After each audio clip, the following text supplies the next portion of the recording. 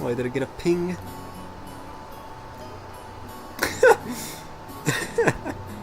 Okay, I'm back. Hello, Tomate. We are finally in October 4. We're gonna start the game all over again. Let us see what changes. Now that we have clues as to the true identity of those who must be separated or whatnot. My favorite day. Actually, I gotta stream on October 4 in real life. Ah, that's a Saturday. Ooh, I might not be able to. Darn, that would have been good though. That's a ginormous day. Okay, let us continue. They had eaten breakfast at the coffee shop in the station building. By chance, the inside of the shop had been decorated with Halloween colors since it was October. Happy Halloween. Maria had seemed to be awfully pleased with that. For quite some time, she talked loudly inside the train about wanting to have a Halloween festival without caring that she was attracting the attention of others. Okay, wait, so we're in the POV of Maria and Rosa. So I assume they're heading to the airport to get Butler, because I believe Rosa and Maria were at the airport? I don't remember. I don't think they were? Crap, I forgot. Okay, so it's either them going to the airport to get Butler or them going to the manor first. Anyways. Halloween is popular in Europe and America, but people aren't that familiar with it in Japan. The shopping district was colorfully decorated with orange pumpkins. But the costume parades of children demanding sweets and saying trick or treat were nowhere in sight. I want a Halloween festival. I don't want to wear these clothes. I want to look like a witch. Oh, yeah, that makes sense. Oh my gosh, I miss Rosa. When I first saw Rosa when I first started the game, I thought she was gonna be my favorite character. I just love how she looks like, but sadly, she got like 3 minutes of screen time and then died. So, and the screen time she did have, she was just abusing Maria. So, she's interesting, and I'm sure now that we're reliving and going through their own little chapter here, she's gonna be a better character. But I'm just saying, she didn't get off to a good foot, and I ended up just not. She was nothing burger. So let's see. Yeah, she was Pico, yeah, I mean, it sucks. The family conference isn't for playing. We're going to meet grandfather, so you have to dress up nice. Well, it wasn't completely full inside the train. It was really packed with almost all the seats occupied by passengers. Maria was making a fuss among them, stomping her feet on the seat where Rosa scowled at her. Rosa had warned her many times to lower her voice, but Maria hadn't obeyed her at all. Once Maria got like this, no matter how much she tried to explain the situation or calm her, she wouldn't listen. Before, Rosa used to pamper Maria and give in to her at times like these. But that had probably been a mistake. Surely Maria had gained a mistaken impression that throwing a tantrum long enough would make her mother give up and do what Maria said. 1 second, I forgot to send the link to someone.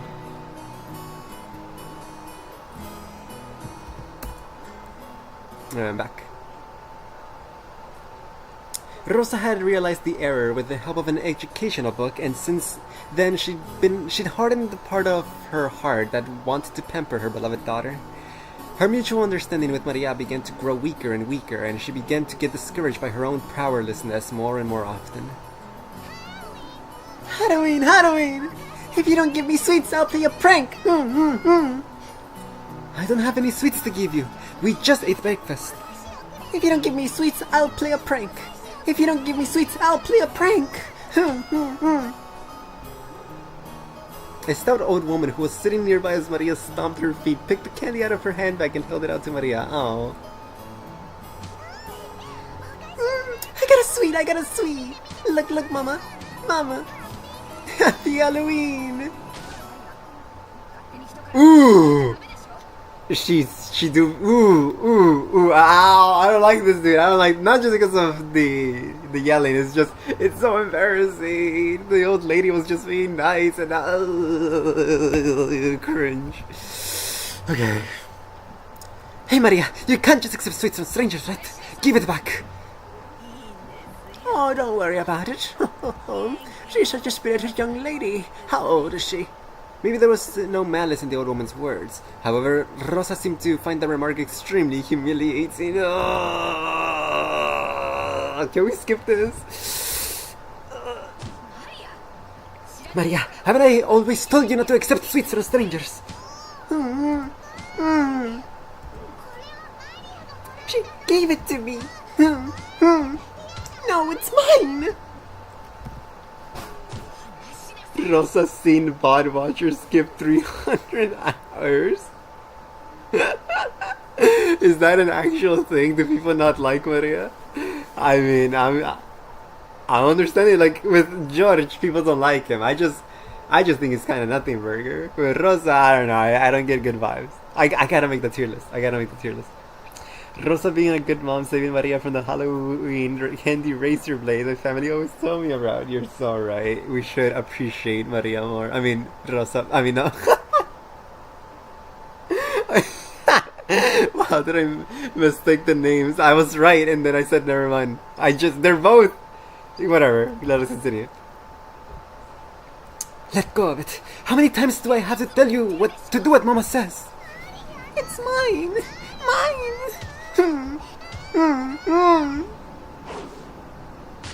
Oh!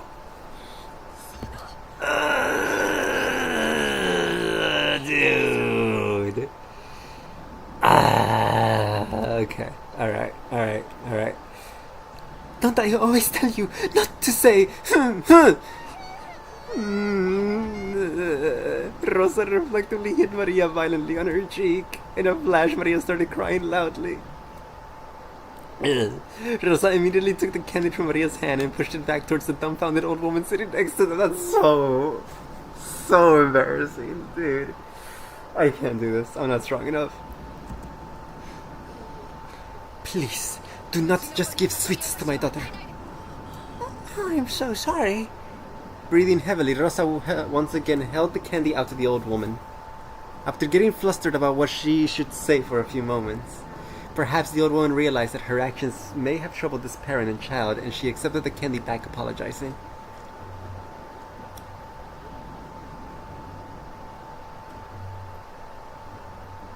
Just such a weird character. Not because of the yelling. It's just all of her. I'm so intrigued. She doesn't resemble anyone. She doesn't have Beatrice's brown hair. No traces of blonde like Jessica. Right, Jessica gets her blonde from Kraus. Beatrice is a bit blondish as well. Yeah, so no blonde, no brown. Like, she has a type of brown, but not the proper brown. And her eye color is also different from everyone else's. Her, the eagle is very small. I guess that isn't much of a comparison. Other people have it small as well. She's just such a weird character. I just don't... and like the whole missing husband thing? Like, something's up with her. It is just like, what does her character mean?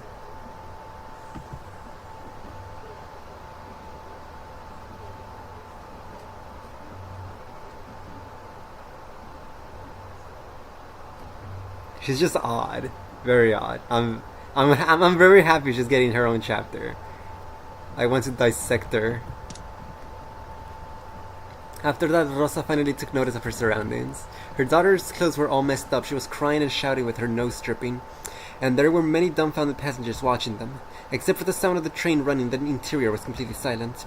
Fortunately, that pitiful silence didn't last more than a short while. However, it was followed by an even more painful atmosphere as everyone began to whisper.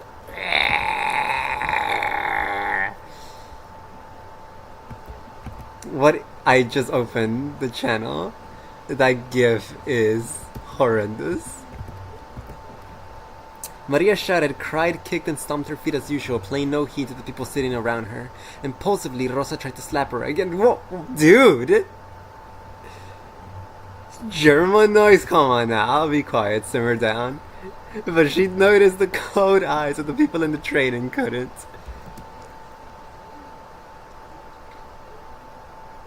When the train stopped, Rosa forcefully pulled Maria's arm and got up and was dragging her daughter along. Maria didn't stop crying. Oh my god! Rosa took her to the end of the platform and hit her cheek again. I assume her character is supposed to represent doing the same, like, taking after your abusive parents, because, like, we know Kinso used to hit his children.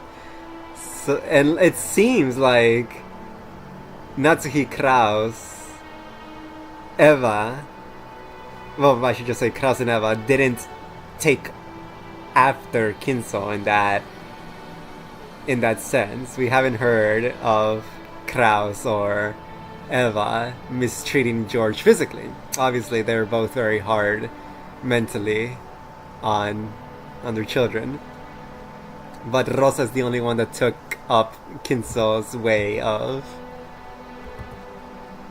educating, I suppose. I guess that's what she's supposed to represent. Rosa took to the end of the valley, right? At the moment she was hit, Maria stopped crying for an instant, but before long she shouted and cried even more than before. Overwhelmed with emotion, Rosa grabbed the nape of Maria's neck and dragged her, tugging at her hair. Dude.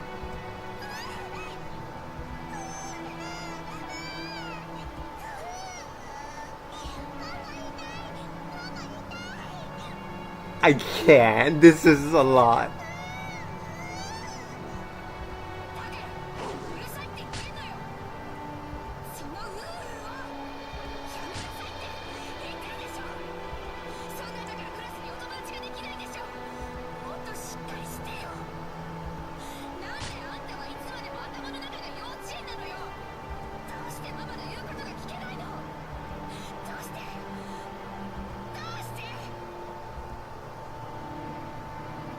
With those severe words, Rosa hit Maria's cheek over and over again. The more Maria cried and shouted, the more Rosa hit her. And the more Maria was hit, the more intensely she cried and shouted.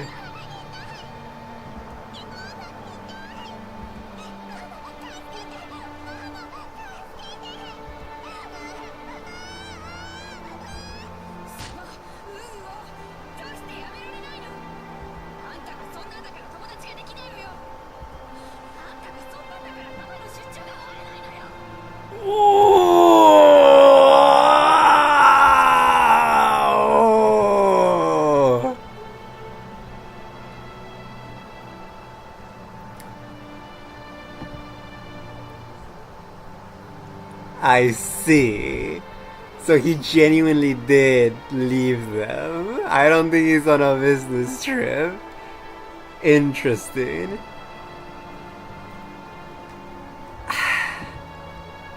How it feels holding the urge to not type 45 paragraphs on Rosa Maria, but he is still too early on the story. Also, Ryokishi's social work What does that last bit mean? You completely lost it, but I understand. Yes,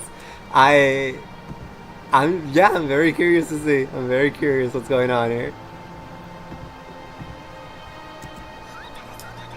This is why excuse me, ma'am. Is everything alright? Do you want something? The one who timidly called to her was the station attendant. Rosa glared at the attendant with a look that said, "Don't butt into the problems of a mother and child, stranger." Of course, the attendant surely hadn't wanted to get involved either. However, Rosa had been yelling on the platform for a much longer time than she had imagined. Her emotional scolding had led the passengers on the platform to advise the attendant to call out to her. Rosa yelled at the attendant, saying not to worry anymore since they'd be getting on the next train.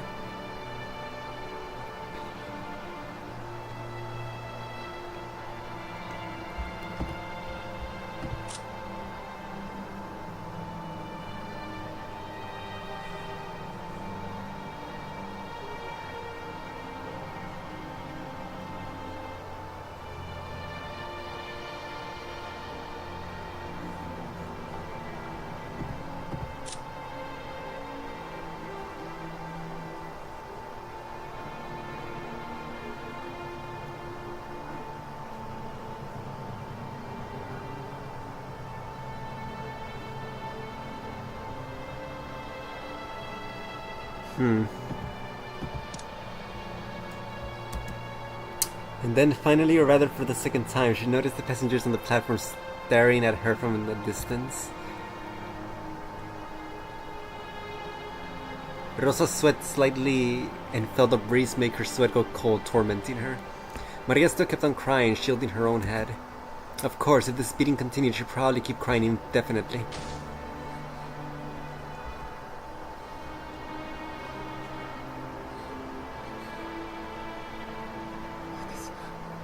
I did it. Again. After as terrible heat in Rosa's head faded, she knew she had surrendered her soul to evil again. Mama, come back. Rosa fell to her knees and hugged Maria, whose face was all soggy with tears and mucus. Maria, I'm sorry. I'm so sorry.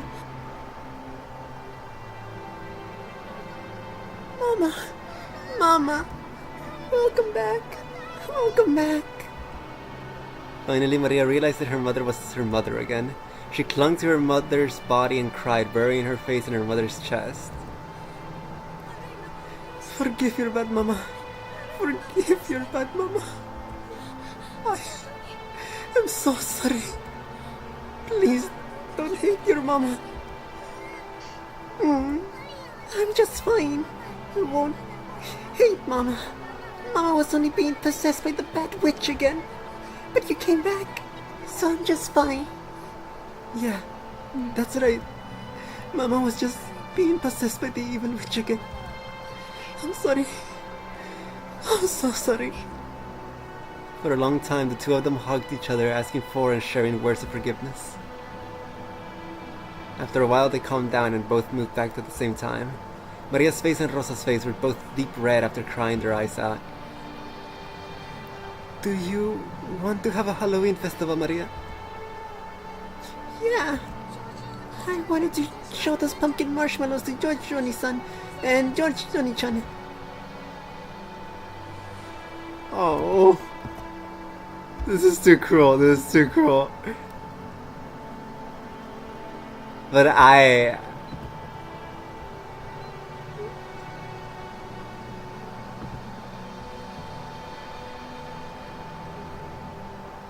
am understanding it. I'm getting it now. I'm getting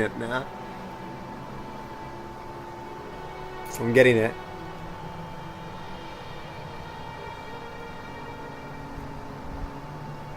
It's just weird.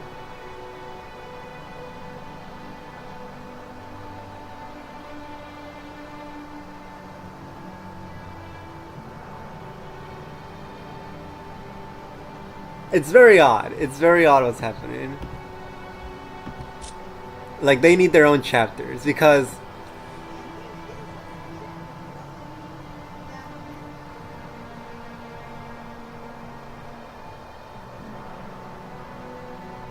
Mm, Rosa, Eva, and Natsuhi are so interesting. There's lots to read into already with what you have. They're very interesting. But then you have like Kraus and Rudolph. Just nothing burger. Like, especially Rudolph. Like, Kraus at least has his cunning. That's interesting, even if it's not much to read into. But Rudolph he's nothing. He needs his own chapter. Because like earlier when I opened the character menu, it was to see the direct children of Kinso. Because like my favorite thing when it comes to dealing with children, multiple children, is Rosie, I'm gonna die tonight. That gives me nothing.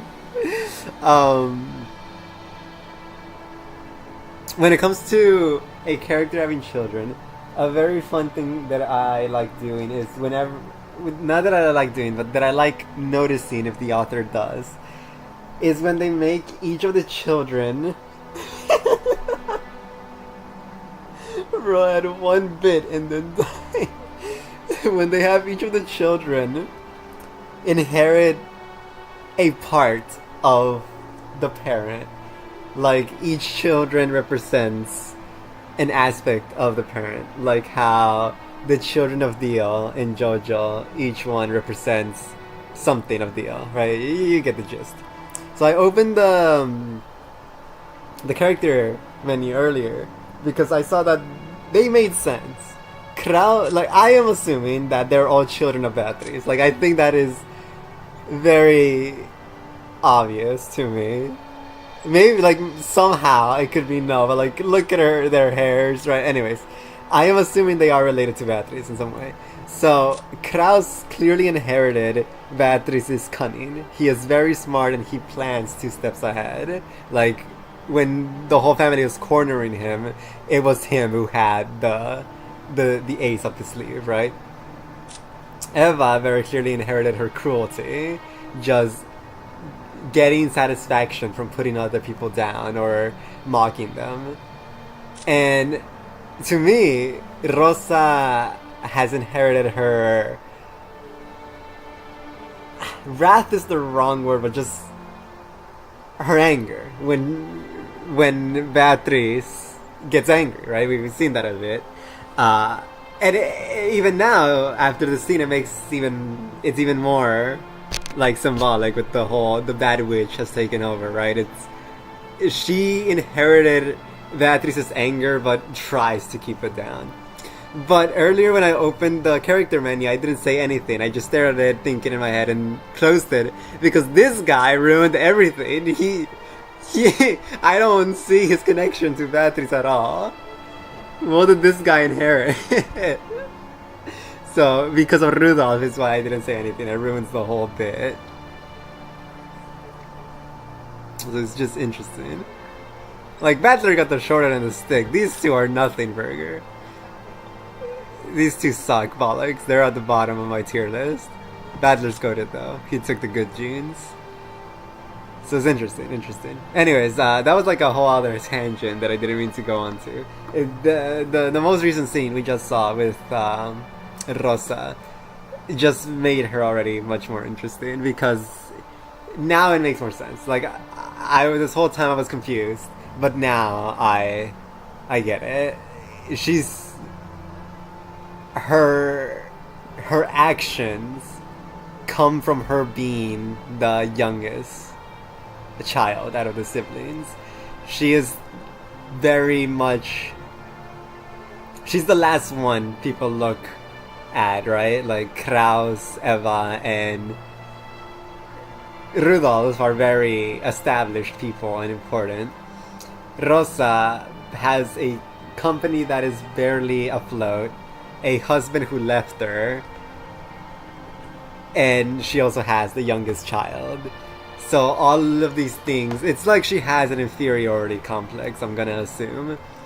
So, and you know how it is, when there's people above you, it is very hard for you to fight back at them, to talk back at them, because you see them as superior to you. Like we saw in the family conference when everyone was against Kraus, she was the one that was the most quiet. She was the one that talked back to Kraus the least. She let Eva, Rudolf, and even Hideyoshi take over. So she sees herself as smaller compared to the rest, and it's hard to talk back to those above you. So she's taking her anger out on those lower than her, aka her daughter, and it's a lot. It's a lot of pent up things. Obviously, her husband left her. Her company sucks. She feels inferior to her family. Her daughter is weird. So all of that is just bursts out sometimes. So she's already much more interesting than what I thought she was 2 seconds ago. Kraus tried to pressure her in the inheritance. Yeah, I do remember that. She was the one that was stuttering and talking slowly. So everything that I was confused about, no longer confused. Everything makes sense now. I get it. I get her character. I get what they're trying to do here. I don't like her, but it's interesting. Very interesting. It is very similar to my dive into Natsuhi, except that Natsuhi doesn't have any anger pent up. She doesn't take it out on anyone. Natsuhi's thing is just that she has been completely disillusioned and broken, and she just wants to be someone. With Rosa, it's more so like, I'm sure she's trying to be better, but it's just she's letting herself stay small. With Natsuhi, she constantly tries to, she constantly tries to be seen. She puts herself in the fights. She defends her family. With Rosa, she's letting herself be stomped on. That's what I'm saying. Very interesting. Very interesting. I'm enjoying this. Very good. Like I said, I'm very glad she's getting her own chapter. You cannot rage bait me, Kraus. Meanwhile, Maria's masterful rage baiter. And last tangent. I love playing games. Ooh, I love playing them. Okay, last tangent is just that Rudolph, Kairi and Rudolph, I just don't care about at all. They're nothing to me. But funny enough, as much as I genuinely dislike Kraus because his existence makes Natsuhi's existence worse. I'm just so interested in Kraus as well. The fact that he inherited the cunning of Beatrice already makes him into a very top tier character, and his lines are just so fun to read. I hope he has more moments like the conference. That was a joy to read. I just really like Kraus, even though I hate him. So yes, I just wanted to mention that. I hope Rudolph gets a chapter so he can become interesting, but right now he's nothing burger.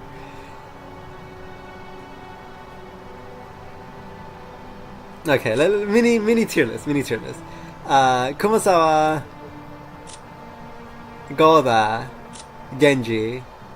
I'm sorry chat room. I know you're all the biggest Nanjo glazers. So to me, those that I just mentioned, these four, nothing burger. Do not care about them, and I don't want to care about them.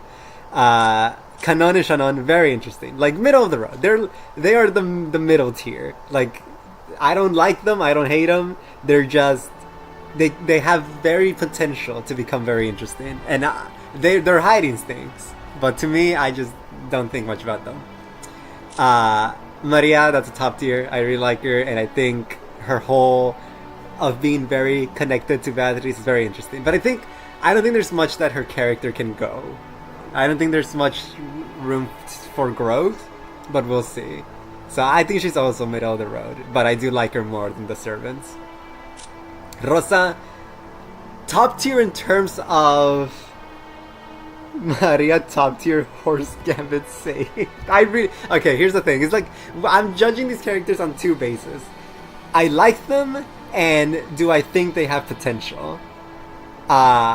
With Maria, I think I don't think she has a lot of potential. I don't see where her character could go, but I really like her. She's a great character, and I love reading her, and she's the best, and I love her.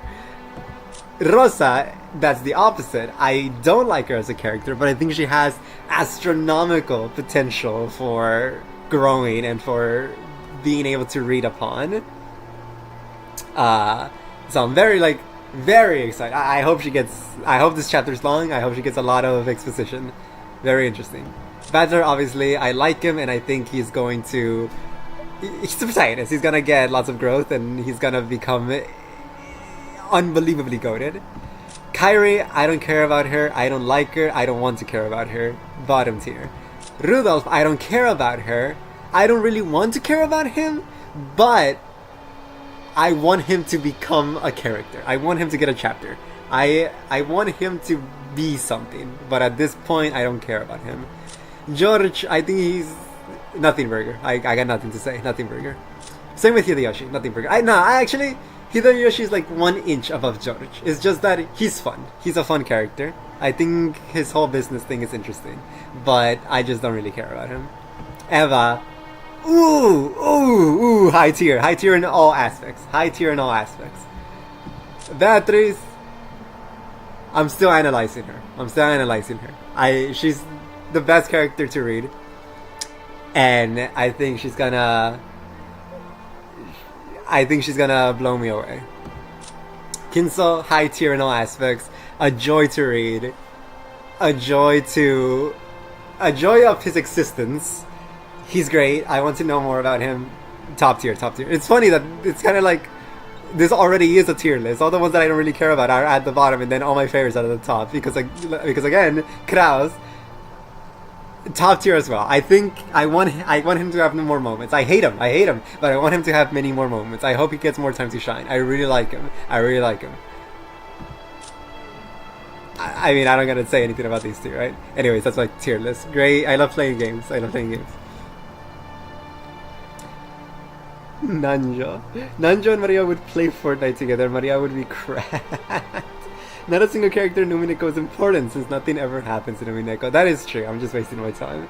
Actually, yeah. Can you rank the characters by how high they would place in Fortnite? Oh, like playing? Okay. Butler and Maria are the best ones. I think Jessica and Shannon could lock in at times. Kanon and George would be mid. Everyone else is garbage except for Beatrice. I think Beatrice would be the best one. There you go. True. In fact, he's not even just dead. He's dead tonight, as he said. Gosh, Rudolph. Ooh, Rudolph. Please be a good character. Anyways, it was a candy that had been selling near the cash register at the shop where they eaten breakfast. A fancy sweet that had a big orange marshmallow in the shape of a jack-o'-lantern attached to the tip of the stick. Maria had wanted it and had insistently pestered Rosa for it. She killed everyone with magic. Actually, Berncastel, even higher than Beatrice, I'm gonna be honest. She can see the future. I mean, like, no, here's the thing. Like, with Beatrice's power, she could just keep trying until she wins. Berncastel will only be able to see that Beatrice is doing that and wouldn't be able to fight back. Like she said, Beatrice is more powerful than Berncastel. But I think they're both equal in Fortnite terms. Beatrice and Niders be like, must have been the win. Maria had wanted an incident. Rosa had refused, saying that there was no way she could buy sweets right after breakfast. Then, Maria, I don't know if they sell those in this town or not, but let's get off and try searching for them. Okay? Yeah! I love you, Mama. I love you so much. Thank you. I love you too, Maria. The truth was that they didn't have time to waste loitering around at a stopover station. If they missed the airplane, they'd fall half a day behind schedule. She should have left home with more time to spare, but she ended up leaving late after choosing Maria's clothes. Because of that, Rosa had been a bit impatient since the morning. She looked at the clock. They had to get on the next train immediately. But her daughter firmly joined hands with her to go buy the sweet with her mother, and that hand was warm. To Rosa as she was now, it was more important to renew her bonds with Maria. To her, Maria was not only a beloved daughter, she was everything Rosa had. We get it, her husband left her. Fortunately, they could see a big supermarket right in front of the station. They may not be able to find exactly the same sweet, but Maria would probably be happy with a similar one. Besides, Rosa couldn't show up with a face swelled from crying. She must fix her makeup. Maybe we won't find a marshmallow exactly like that one, but hopefully we can find something like it. Let's buy some and surprise all your cousins together. As long as we buy it together, any sweet is fine. Oh. She did have candy, right? When they met Battler? They exited through the turnstiles of the station in this unknown town. Maria walked across the pedestrian crossing together with her mother, chuckling to herself as though she was walking in an amusement park. Both faces were still deep red. But the two of them, mother and child, smiled warmly at each other without any restraint. End of chapter. Rosa gets nothing else. That is her entire character arc.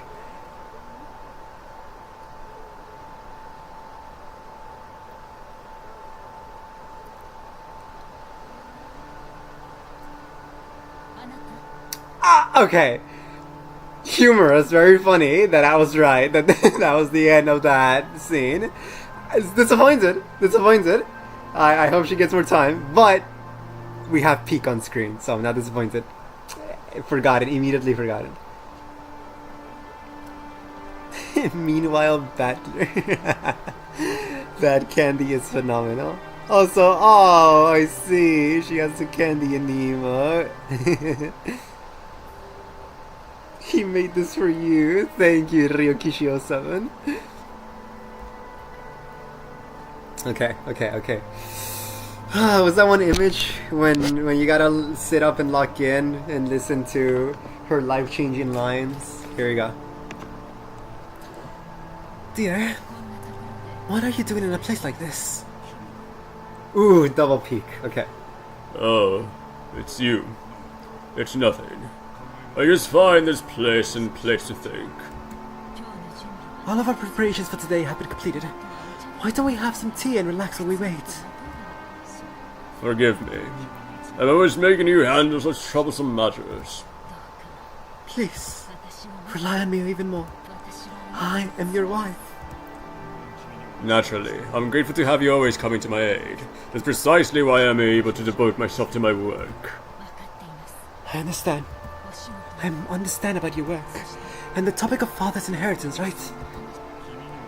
That has nothing to do with you. It's nothing more than fishing for rotten meat amongst greedy siblings. It's okay, dear. Everything will go well. Your businesses have never failed to work themselves out. Natsuhi softly cuddled close to Krause's shoulder. She complimented Krause on his hard work, but Natsuhi knew better than anyone that his work wasn't going well. Krause's project was something like a seesaw where a large amount of money swings. Big investments can lead to massive payoffs, but like large seesaws, they tend to shake a lot while moving very slowly instead of showing immediate results. At times, it's possible to make further investments so that the seesaw inclines faster towards the side you want. Of course, you only do that if you were confident you'd be able to recover all your investments in the not-so-distant future. However, the seesaws Krause chose never turned out as he would have liked them to. His foresight wasn't wrong, but the times were moving sluggishly. They never managed to catch up with him. For example, think of a literal seesaw placed in a park. It is another interesting thing as well. If my whole inheritance thing is correct, it's fun that they're imperfect. Krause got Beatrice's cunning and intelligence, but like you're seeing right now, it doesn't always pan out. Rosa got her anger, but it's something she doesn't want to have, and she hates how she turns into. But again, with Rudolph, I don't know what he even got. But with Eva, I'm not sure what her downside is. Anyway. It's a really popular item, so there's always someone playing on it. And you got to wait a long time for your turn. I'm gonna eat a strawberry, so I won't read the next bits out loud until I finish my strawberry.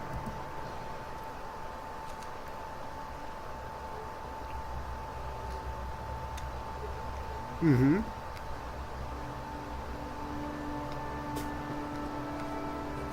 That's true.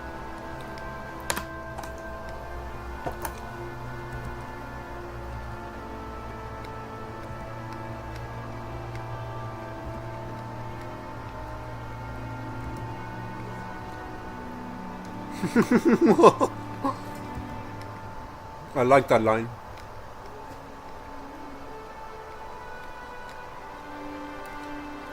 Mm-hmm, that's very true.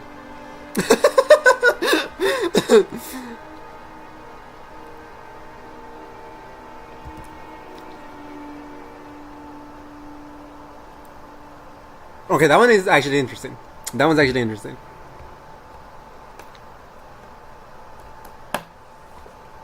Strawberry gatekeeping. True, true. Not to get on screen. Yeah. How Ryukishi intended readers to read.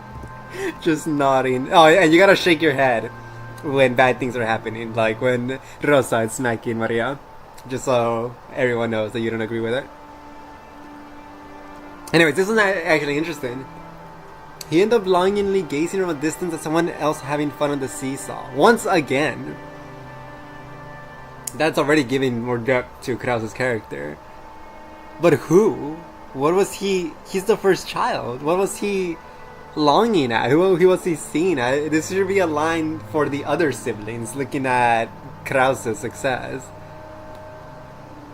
What does he have to be jealous of? What is he talking about? This guy's insane. On one side of the seesaw, he continued to wait patiently, all alone. That was Krause's project and his current situation. If only I had a bit more courage and the self-confidence to believe in my own foresight, I would have never have failed. Yes, that's true. Your foresight is never wrong. You are the only one who inherited father's resourcefulness. You inherited an innate disposition that none of the other siblings did. But I could never believe in it. I always shut my own projects down like a coward. Why can't I believe in myself? Who would believe in a man who can't believe in himself? Nobody believes. I'm always sitting on the seat where the losers sit. And my father, my mother, my siblings all sneer at me. How long is it going to take for me to be set free of this emotional complex? Just how long will it take? Interesting. Man, whole family suffers from an inferiority complex. So his deal is that he has it all, but he sucks so much that it's not jealousy. It's humiliation that he feels. He hates that he was given all the cards, but he keeps messing up and he feels all the gazes on his back, and it crawls on his skin like worms. I guess that's interesting. Natsui was the only one who knew. Only she knew of Krause's anguish.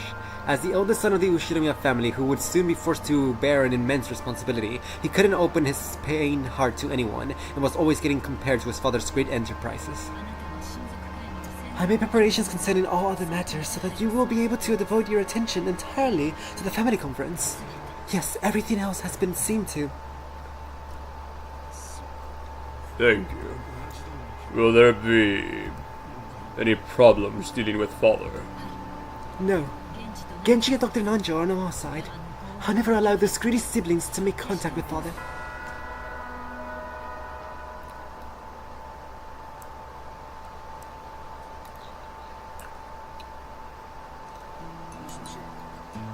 There's another thing, right? Like, that's just more like to the reading I made earlier, that She does more work for the family than even Kraus does. Gosh, I hope the conversation with Kinso was real, dude. Please. I would like to think that Kinso is... He's a really smart guy. I would like to think that he's a smart guy who cares about... No, I wouldn't say his family, but like his name, his property, his money. Like he... Shut up, Sims.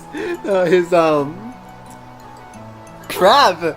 I banned this guy, Sims. He cares about who he gives. I gotta stop reading the chat. He cares.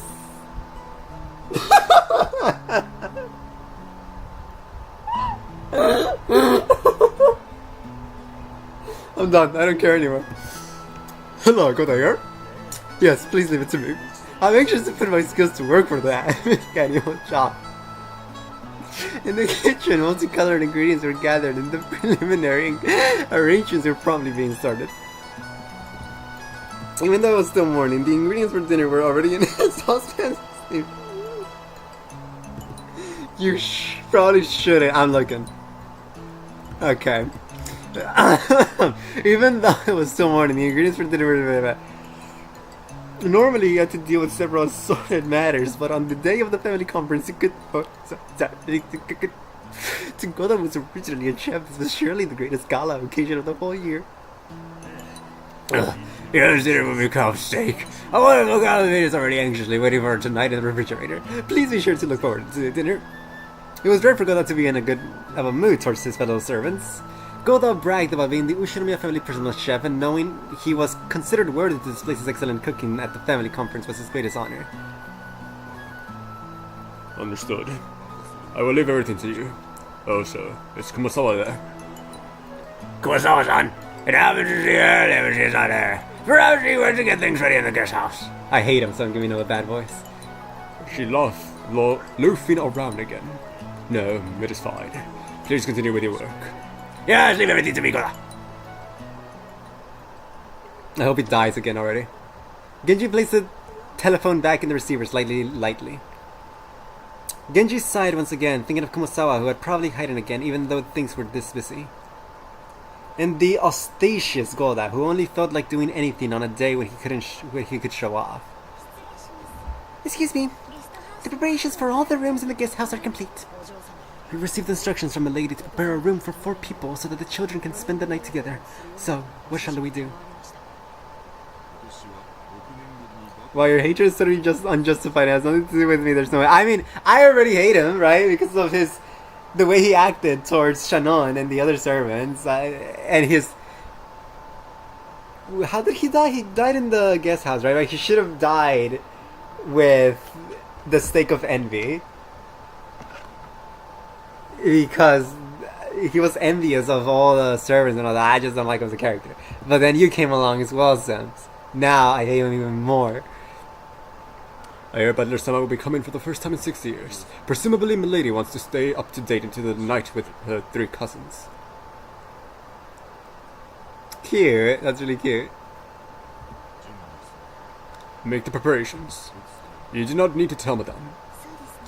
I see. Certainly. So, tonight we'll have the late night shift followed immediately by the morning shift. It looks like these 2 days will be tiresome. Speaking of which, the weather forecast is saying a typhoon will strike in the area. Well, everything... I didn't mean to click that.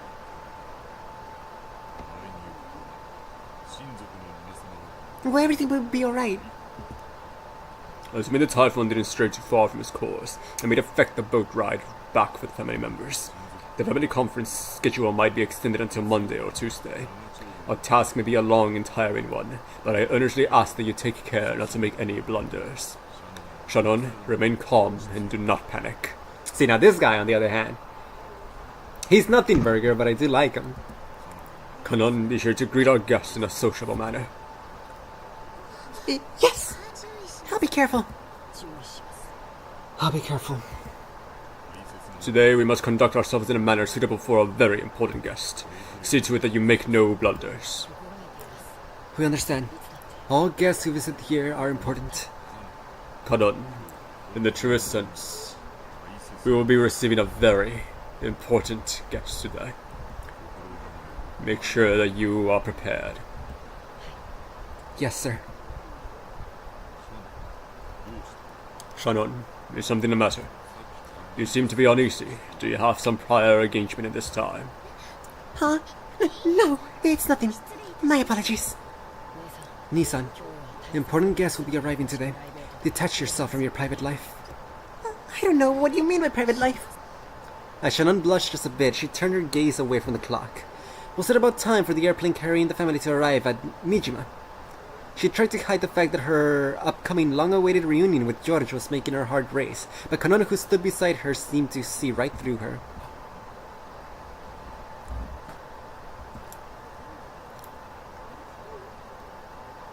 I am very curious how this is gonna work. Are we really going to relive everything? Or is it gonna skip a few nights?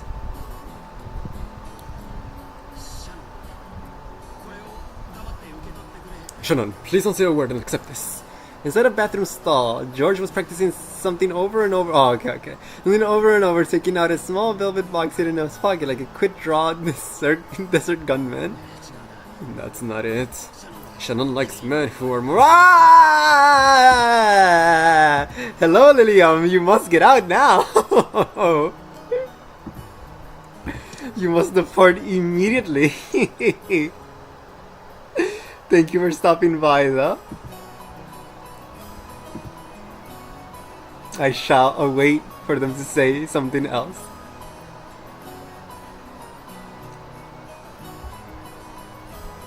I should have done that earlier. I have it paused. Okay. I shall continue. I'm gonna trust in Lilium. Tell Lilium that I say hello. That's not it. Shannon likes men who are more assertive. I've got to pump it up with more horsepower. Shannon, put this on your ring finger. That's an order, okay? Duh. If I don't say properly that it's on the left hand, maybe you should put it on the right hand. No, Shannon isn't that ignorant. But unless there's some room for her to express her free will, that'll be a little,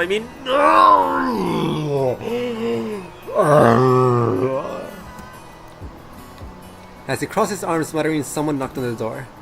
George was snapped back to reality. Hey, my guy. You're moderately not welcome within this particular stream. I'm out of here. Farewell, Lilium. Alright. This is the scene. This is the scene that's gonna make Rudolph into a good character. Watch. Hey, George-kun. You okay? Got a stomachache or something? Hey, Uncle Rudolph. It's okay. I'm fine. No need to worry. Really? That's good then. But you know, you're straining way too much. Your ass will burst. Rudolph washed his hands, laughing cheerfully as he left. George realized that the most embarrassing part hadn't been overheard, relaxed and felt extremely relieved. Kairi, isn't Rosa here yet? Not yet. She's probably late. It's a good thing the weather's delaying our flight. If the schedule had gone on normally, she would have missed the plane. What'd she plan on doing then? Rosa-san is very much an adult now. She'll manage it somehow. No matter how old they get, older brothers always treat their younger sisters like children.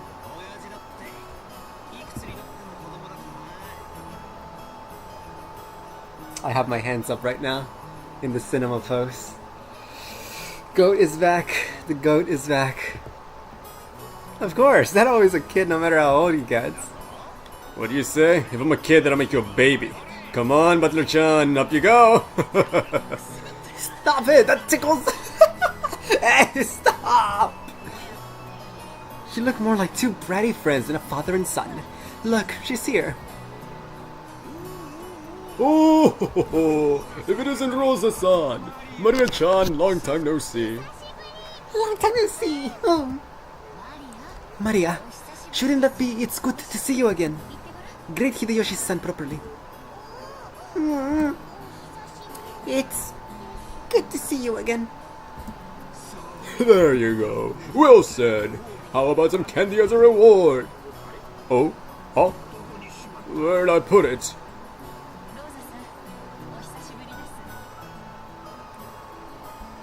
Wait a sec. Is that what happened last time? I'll let it continue. I'll let it continue. Rosa-san, it's good to see you again. It's good to see you too, Maria-chan. It's been too long, Kairi-ni-san, Hideyoshi-ni-san. Oh my! Butler-kun! Look how big you've gotten! Ah, come on. It's embarrassing to hear that from everyone I meet. Hey, Rosa. You're late. If the plane was on time, you barely have made it. Okay, I gotta double check. I'm sorry, I'm making the stream longer. If only I still had my save. I gotta restart from the very start. A lot of this seems unfamiliar. I don't remember her being late.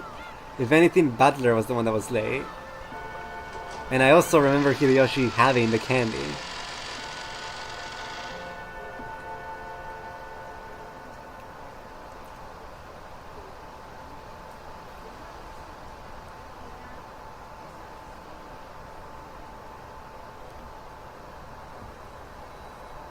Can you just lay everything again?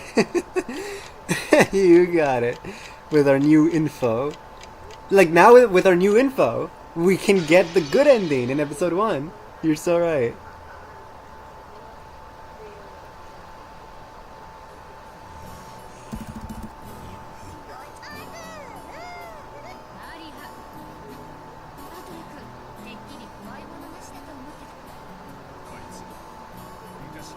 No, wait. This is...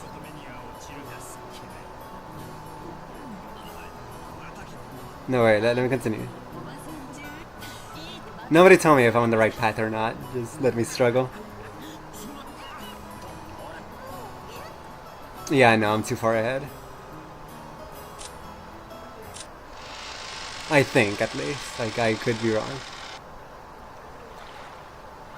Because, like, we just saw Maria say hi to Hideyoshi. And here, they were already together.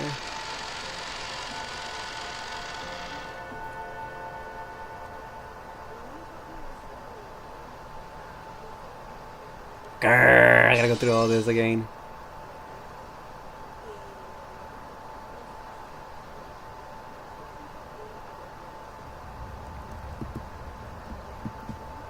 What I do want an answer for is there a fast forward button? Like a skip text button?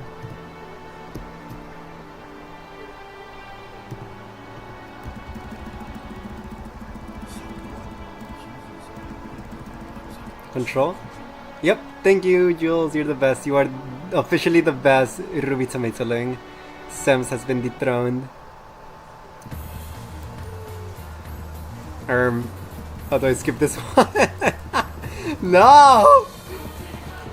You can't skip it? Oh, brother. Wait, if you can't skip it, then how are you supposed to avoid the spoilers? Just turn your eyes off? Just turn away?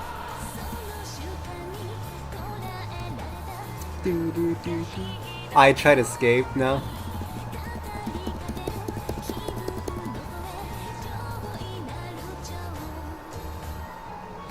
He was never close.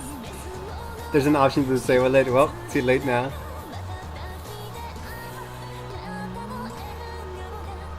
I've seen all the intros. Oh no, you're not. Okay, you're just saying what you're supposed to do.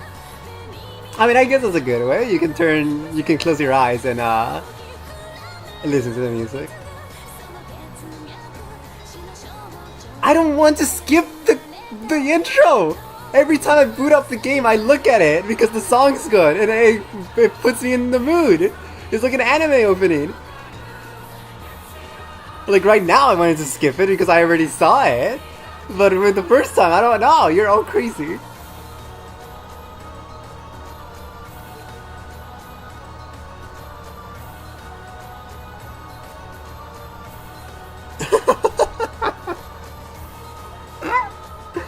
The intros are also good and anime openings.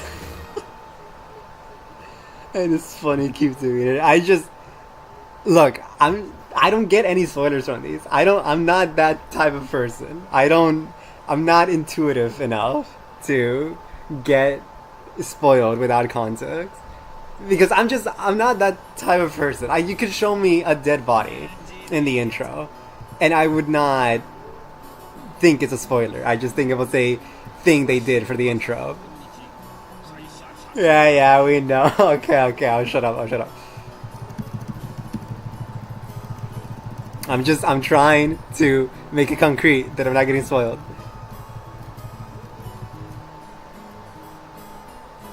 Anyways, yeah, I was too far ahead before.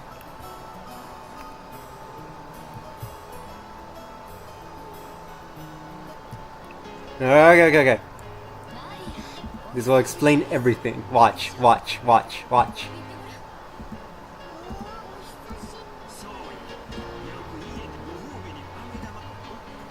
Oh! He didn't have the candy! I'm insane!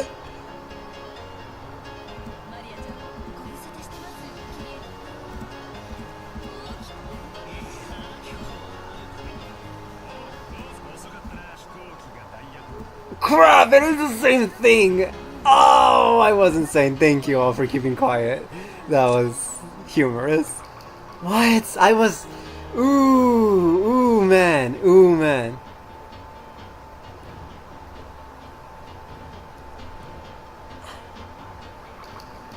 How odd.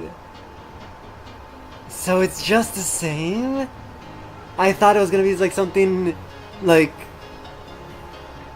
Like some things are different, but it's like really small things so you don't notice it. Curious, interesting. Mandela effect. Masterful move, Ryokishi. You really love to repeat yourself. Yeah, now I'm like... I mean, Sam's asked me to replay the game. I guess we're about to. Hey, Rosa. You're late. If the plane was on time, you barely have made it. I'm sorry. We had some trouble making our train connection. So, are we waiting on the weather again? Oh, don't complain. I much prefer the 30-minute plane trip to spending 6 hours bouncing about on a boat. Even if we kept waiting here for an hour, it's still much faster overall. Is that Maria? You sure have gotten big, since she's at that growing age. You haven't seen her for 6 years, right? Of course she's changed. Women are creatures who can be born again in a single day when they have a change of heart. Huh? Maria, noticing a big man she didn't recognize mixed in among the relatives, hid behind Rosa's back and glared at Butler. Come on, Butler, say hi. The last time you met her, she was just 3 years old, so you're practically meeting for the first time. Wait, 1 second. Okay, I'm back. Yeah, of course, she wouldn't remember something that happened when she was 3. Hey, Maria, long time no see. You sure have gotten big. Maria, this is Butler Oni-chan, Rudolph's Nissan's son. Understand? The brother's son is... The brother is the son. Huh?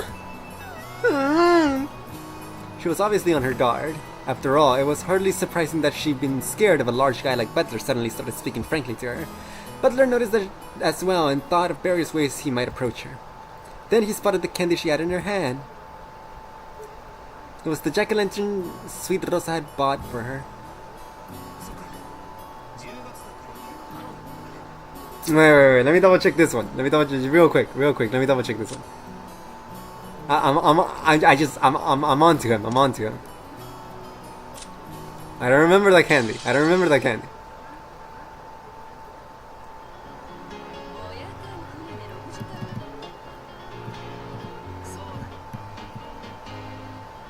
Wait. No, wait.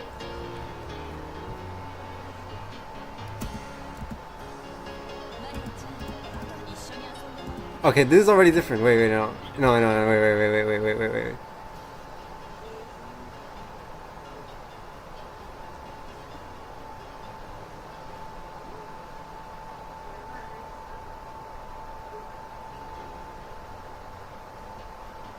This is already way different.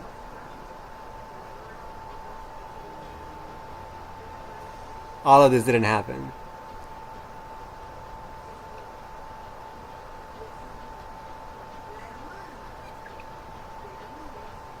Yeah, he didn't even try picking. Okay, okay, now I was right. I was right. I was right.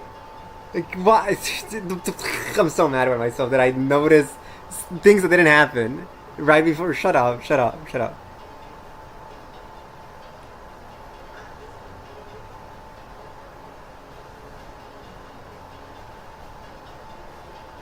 What do you mean you told us? Ah.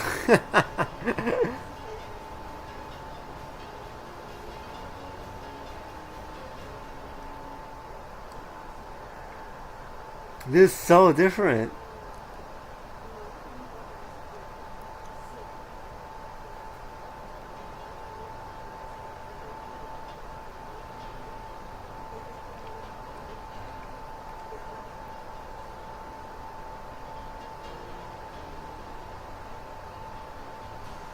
Okay, she didn't have the candy here.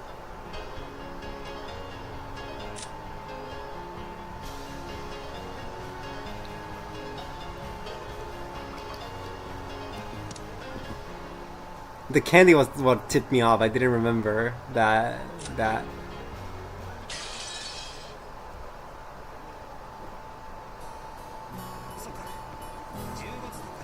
I see, it's October, so that must be for Halloween. If you don't give me sweets, I'll play a prank, right? I'm not really trying to snatch a sweet away from a small child or result in them crying and screaming.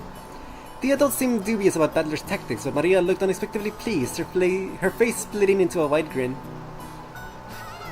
Halloween, Halloween! See, Mama, Butler also knows about Halloween. See? Hey, call him Butler Onichan. Sorry, Butler-kun. No, don't sweat it. Please call me Butler. 'Cause I'll be calling you Maria. Look, Maria, it's Halloween! If you don't give me sweets, I'll play a prank! If you don't give me sweets, I'll play a prank! From inside her purse, Maria picked out a jack-o'-lantern sweet similar to the one she had in her hand and presented it to Butler. Aww. When Butler accepted it, that seemed to be enough to confirm their friendship. The adults were amazed at how good children can be greeting along with each other. Maria had been throwing a tantrum because she wanted a Halloween festival, so Butler, who knew about trick-or-treating, must have felt it like an ally. Her defensive posture from before was completely gone. Now she was all cheering as though she'd been friends for decades. That's right, Halloween is a pretty minor event in Japan. You always see people marching in costume parades on the news from overseas, but I've never seen it here. I wanted to wear a costume too. I wanted to say trick-or-treat with all the cousins wearing costumes. I see. Next time, let's do it together. What would you like to dress up as? A witch! Batteries!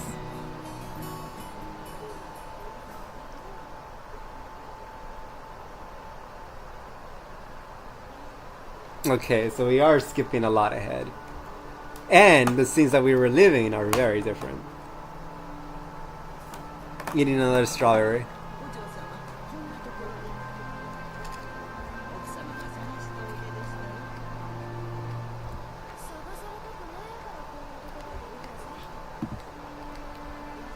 One second, I got a ping.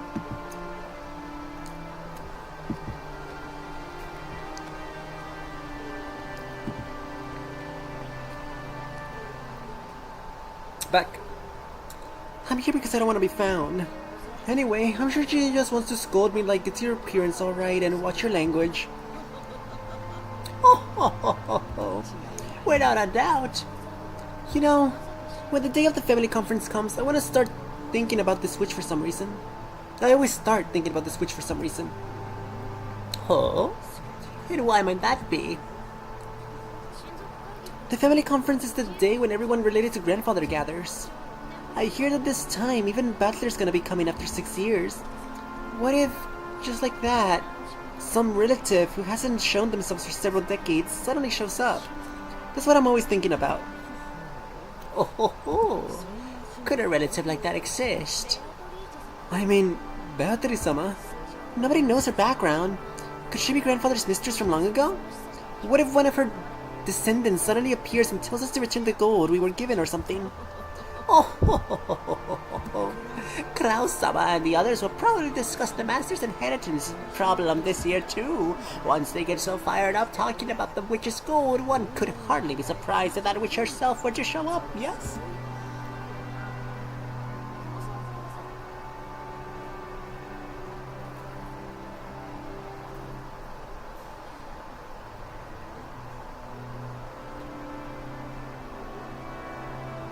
No, I won't even say it. I won't even say it. Kumasawa-san, I guess you keep quitting and getting Harry hired, but you've been here as long as Genji-san, right? You know more about Beatrice, don't you? Who knows? Even if I tried to remember, this old woman here can't even recall what she had for breakfast this morning. Kumasawa-san, you're always dodging with those excuses, but you know something, right? Sometimes you feel kind of devious, like you know something and you're laughing behind our backs. Oh, that's harsh. I don't have any secrets. The only thing I can say is that Beatrice-sama is the Golden Witch, and that she is the only master who controls the night of this island. Okay, now you're just repeating stuff Grandfather said. It must be a pain to play along with Grandfather's crap, even though you've got paid for it. However, I can say this much. What? In ancient times, Ronkenjima was feared and called Asukijima. The Asuki is said to be a corrupted form of Akujiki, and in fact, it was called Akujiki-shima, evil appetite island. That is what is told among the fishermen. I've heard that one before. Supposedly there's lots of sunken rocks and shipwrecks around here, so the fishermen get scared and stayed away whenever they could, right? Evil spirits settled down in Akujiki-shima and have continued eating the souls of people since ancient times. Quite a few people lost their lives because of this island. And then that monk, the traveling Shugenja or whatever, built the shrine reposed the souls and settled them here, right? Sounds pretty crazy though. And that shrine where the repose of souls was destroyed by the eerie violent thunderbolt this summer, which tore up the darkness of the night.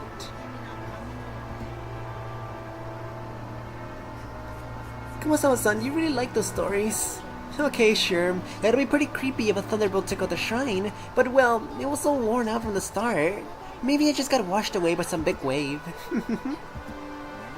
The evil spirits of Akujiki-shima woke from their slumber and summoned Beatrice-sama. If Beatrice-sama happens to pay a visit to the family conference. If she does? Kumasawa fell silent for a moment. Jessica was pressing her to keep going, so that gap felt strange and eerie. When Kumasawa noticed that she had Jessica plentifully scared with her silence, she grinned broadly. Well now, I wonder what would have happened.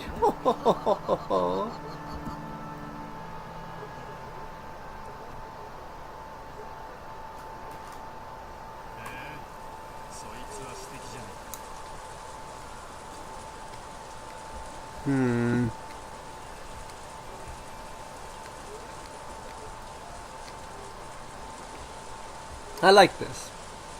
This whole little small collections of small scenes. It's interesting. Oh, that sounds great. Of course. Won't you be able to do better at work if you get a chance to enrich your heart by living the good life every once in a while? Yep. Can live right unless both your wallet and your heart are enriched after all. Sure, I'll keep that day open. Go ahead and make the reservations. Okay. Don't even think of missing it. Yeah, I'm counting on you. I love you, Kairi. After kissing the receiver, Rudolph hung up. Before his seat, there were several executives with their sleeves rolled up, eagerly awaiting the end of the phone call. Sorry to keep you waiting. Have you heard anything from the States yet? Yes. You have a call from Del Watanabe, the lawyer. I'll transfer it. On the whole, how's it going? Well, there does seem to be one unfortunate matter. It appears the other party has no intentions of withdrawing from the trial. Guess there's no fooling them. Please transfer it here. Understood. I'll do that right away. The executive ordered that the external line be transferred to the secretarial office. At once the phone in front of Rudolph rang. Hey there. Hello, hello. Sorry for the wait, Ushiramiya speaking. Thanks. How's it going on your end? Hello, President Ushiramiya. Let's give the pleasantries and jump into the main issue. I've got good news and bad news. Which would you like first? Might as well start with the bad. I hate fighting when there's no dessert. Very well. The bad news is that the other party is getting ready to prosecute. Just a few days ago, a similar trial resulted in a decision in favor of the plaintiff. The defendants were using roughly the same arguments we planned to use, but they were rejected in every case. I'm afraid to say it, but if we face the courtroom as we are now, it's extremely likely that each one of our claims will be rejected. So, the trial ended up being a total bust after all. And I thought their position was even more solid than ours. That hurts. Okay, what about the good news? They managed to contact the executives of the other party. I explained the situation we're in. Told them we have no intention of tarnishing their brand image and managed to get an understanding. They'll send us their terms over the next few days, and if these are carried out, they promise to withdraw their charges. This is their proposal according to the number 2 man on their board of directors. Your impression? To be honest, I expect their terms will be extremely severe. We estimate that changing the company name and the brand name will be inevitable. I think we'll be able to earn some leeway by playing with the amount of settlement money, making a public apology in a major newspaper, and carrying all this out within a reasonable amount of time. They sure are making this complicated when they could just tell us to go broke. They only recently switched to a new president, and their groundwork hasn't been completely laid yet. If we resist until the bitter end, they fear the forces opposing the current president won't hesitate to aid their enemies. Hence, their big shots want this matter settled as quickly as possible. So we might still have enough leeway to get them to mitigate their terms, if it'll lead to a quick settlement. Either way, we are still looking at a crazy sum of money. You need to be prepared for that. Even that would be much cheaper than paying punitive damages. Thank you very much, sir. Please contact me if anything new happens. We're paying you the big bucks, so no idle chit-chat. Thank you. Goodbye. Rudolph hung up the phone. The executives sitting in the reception seat seemed to have guessed at the contents of the discussion. You guys hear that? Simply put, they'll forgive us if we can pile up enough money. Now, all we gotta do is haggle over the amount of money. But President, the likely sum for the settlement Mr. Watanabe indicated is too much. We don't have that much of a margin. If we've known this would happen, we would have started diversified. The calculations were that we could escape a capital crisis if we managed to endure for 3 years. To think we'd be stabbed at a time like this, how bad can our luck get? I guess we fell at the step of the hop, step, and jump. It's enough to make you cry. Okay. Again, I don't like it very much. It's kind of nothing burger, but it's very cute how you can really see how Butler. It's really cute. I can just see him as an older Butler. Like the mannerisms and the way he talks, like a cringe lord. Yeah, that's cute. I like that. Crazy how you called yourself on a second phone and held it up to your mic for this phenomenal voice acting. Thank you. We have no choice but to draw the money from the main bank. Banks are no good. They only bet their money on winners. The economy's improving, but we can't show weakness to the banks. President, do we have access to any funds that are unaccounted for? Funds we are unaware of. Quit it. Do I look like that kind of man? The contents of my wallet are totally exposed to you guys, okay? The account books over there show all our company has. In that case, we need to raise money. We need a sponsor who can draw in several million for us as soon as possible. President, couldn't something be worked out with one of your personal connections? President! President! Calm down, you bastards. Let me worry about raising the money. You guys just keep the business running without making too much noise. Our accusers are saying they'll let us be if we can show them the money. We already got thick pipelines in Asia. Things will probably be shaky, but we'll be able to maintain our current deals. Basically, if we can just bring the money together, we'll be able to solve all our problems. Just you watch. I'll fix all of this. I won't leave you out in the cold. Time to start getting your hopes up again. Once this is all behind us, I'll be rewarding for all you guys with a champagne tower. I promise you that. So shut up and follow me. Got it? About that. The airplane suddenly shook, probably due to turbulence. Rudolph was jostled awake. He'd woken early that morning and ended up drifting off to sleep while resting in the seat. You okay? Are you sure you aren't still pretty sleepy? After all, it seems you've been really busy with work lately. Being busy with work is nothing to complain about, right? Once I've got nothing left to do, it won't be long before we're out in the cold. Good point. Now that even Butler comes back, we'll be looking at worse than just the two of us going around begging. Jeez. Yeah. Our family's all together again for the first time in 6 years. So the leader of our family's got to give it his best if we want to spend some time alone together. When he looked out the window, he saw that the airplane had already started to drop in altitude and considerably. The fishing boats, which had only looked like black grains a short while ago, were starting to become clearly recognizable. If I could prostrate myself before father and get Prostrate? If I could prostrate myself before father and get 10 million yen every time he slugged me, I'd do it 12 times. Or maybe you could just go and die already. I've always depended heavily on his financial support, and now I'm after his inheritance. I'm headed straight to hell. I can hardly complain if father doesn't want to meet the man I've become.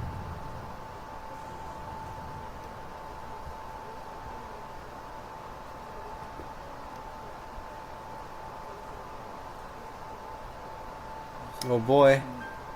Witch and gold. Could it be that, once again, you do not plan on making an appearance at the family conference? Nanjo looked at Kinzo's face, sighing. Kinzo's eyes remained rooted to a strange book on magic. I have no intention of joining those vultures in their debate. They can discuss how they suck my bones dry on their own. How utterly contemptible. My, how troublesome. Nanjo shook his head slightly. To him, children and grandchildren were lovely things. He believed watching them grow was the only way to truly enjoy old age. So Kinzo's words were very saddening to Nanjo. If the time comes for me to leave this room, I will show myself. Just as she does not show herself yet. When Kinzo raised his face, his gaze pointed at the portrait of the witch, which was respectfully displayed on the wall. Kinzo's mind didn't dwell for a moment on the fact that today was the family conference, where all of his beloved relatives would gather. It was filled only by the face of the witch in the oil painting, who never smiled except inside the portrait. Everybody knew that interrupted Kinzo when he talked about Beatrice would trigger his wrath. Today, I will hold a certain ceremony. Oh? And what might it be? Perhaps it is closer to a gamble than a ceremony. After all, magic without risk can never house a miracle. Nanjo had heard Kinzo say this many times before. You might even call it a pet phrase of Kinzo's. Kinzo apparently believed that magic and miracles could occur if you gambled your own fate with a certain amount of risk and triumph. I wonder what sort of gamble you're making.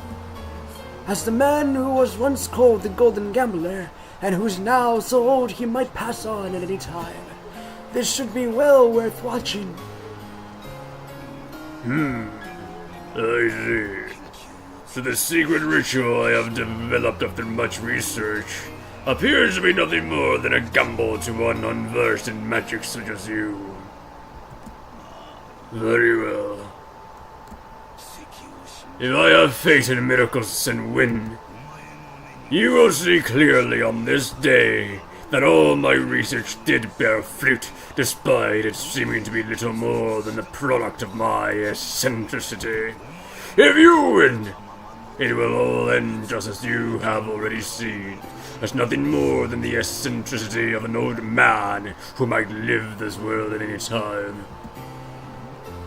Oh, just what sort of gamble could you be planning to take? Has your friend that bet or ceremony, as you call it? I can only pray most sincerely that you achieve victory in it. Yes, I thank you. Speaking of which, Kinzo-san, have you heard that a much longed for guest will be present at the family conference this year? What? For once, Kinso reacted to Nanjo's words and turned around. That's right, Butler-kun from Rudolph-san's family. I heard he'll be coming after an absence of 6 years. I'm sure he's become a splendid boy. Butler. I wouldn't call him longed for. A guest who's failed to show up for a mere 6 years. After hearing Butler's name and making a disappointed and ill-humored expression, Kinso turned his back again. I imagine those 6 years went by in a flash for you, considering how you've immersed yourself in your research in this room.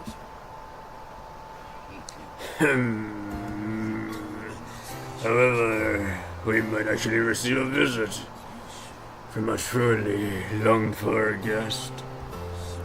Everything depends on the results of the roulette.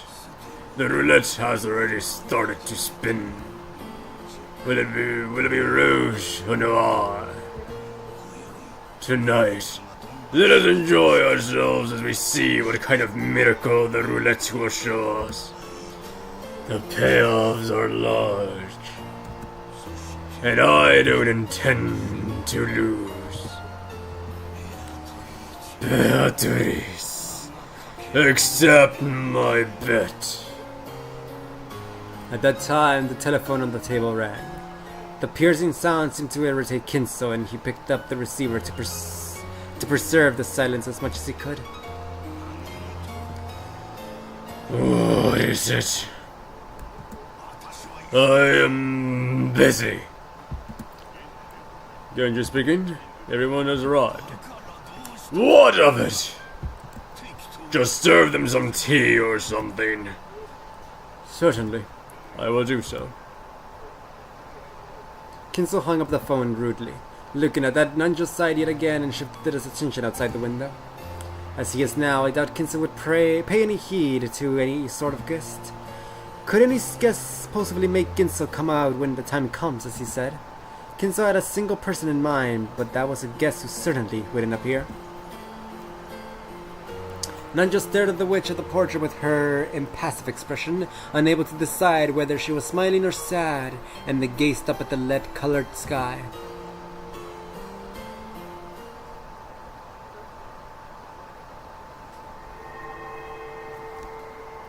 It is time. Everyone has arrived. One more strawberry for the road. Oh! Oh!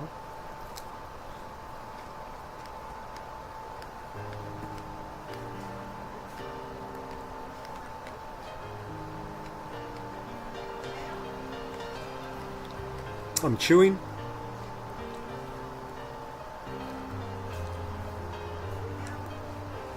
I'm back. I accidentally ate one of the leaves. So, are all the pieces in place? Shall we line them all up again and start a new game? Any objections from you? Nope. None. The witch looked at him challengingly while elegantly smoking her pipe. And Butler, he just rudely shrugged his shoulders as if he didn't care what she did. He didn't meet her eyes, but that didn't mean he didn't intend to challenge her. It showed his clear determination to never be taken in by this bastard's tricks. It was an expression of his determination to fight.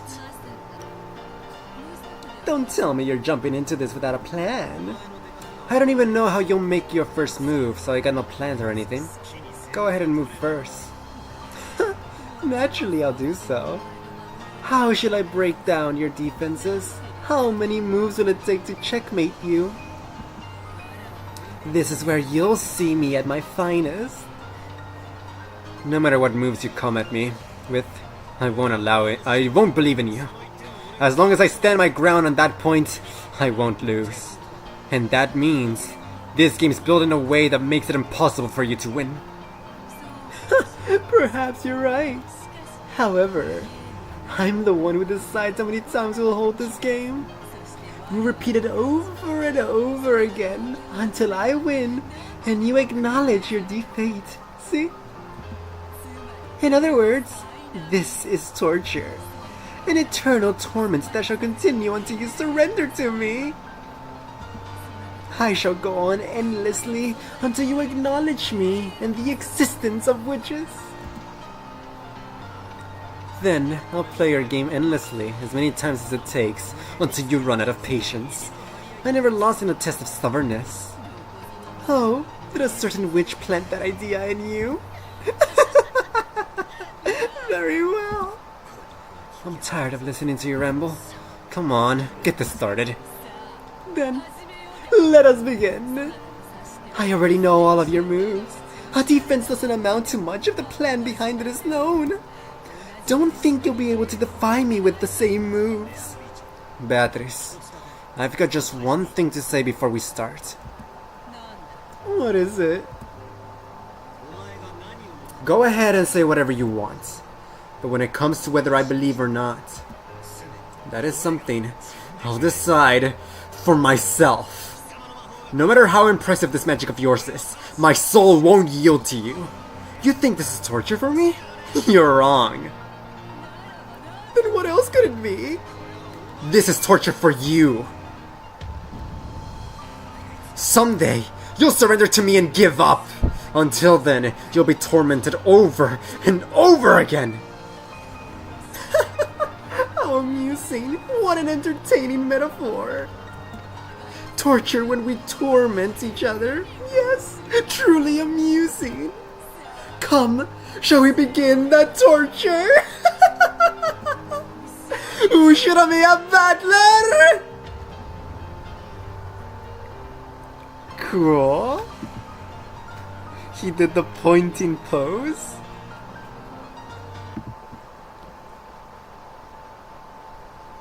Very interesting. I am very interested. Huh? So the whole thing of me saying that Beatrice represents infinity, Bernkastel represents probability, and Lambda Delta represents unprobability seems to be correct. Like, her whole deal is just, oh my gosh, wait.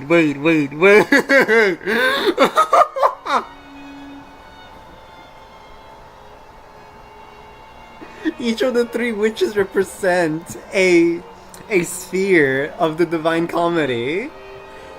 Beatrice is Purgatorio because, you know, it's a purgatory that's endless and it's just there to keep you in place without moving anywhere. Lambda Delta represents, I'm going to assume, Inferno because, you know, she's on probability, you know, with hell you're just, everything is unknown, you're confused, you don't have your bearings, you're suffering. And Bernkastel represents Paradiso, because she is something that we can understand. She is the countable numbers. She is numbers. You can see them, you can study them, you can learn them. She can see the future, you know, with Paradise, you will always know that you will be okay. If they actually represents the three spheres of the Divine Comedy, that would be so funny. And now it makes sense that Lambda Delta is Greek. I was a bit like, Greek, really? Because, like, you know, when you think of witches, like classic storybook witches, you don't think of Greece. You think of England or Germany, like Bernkastel or Beatrice. But then we remember, wait.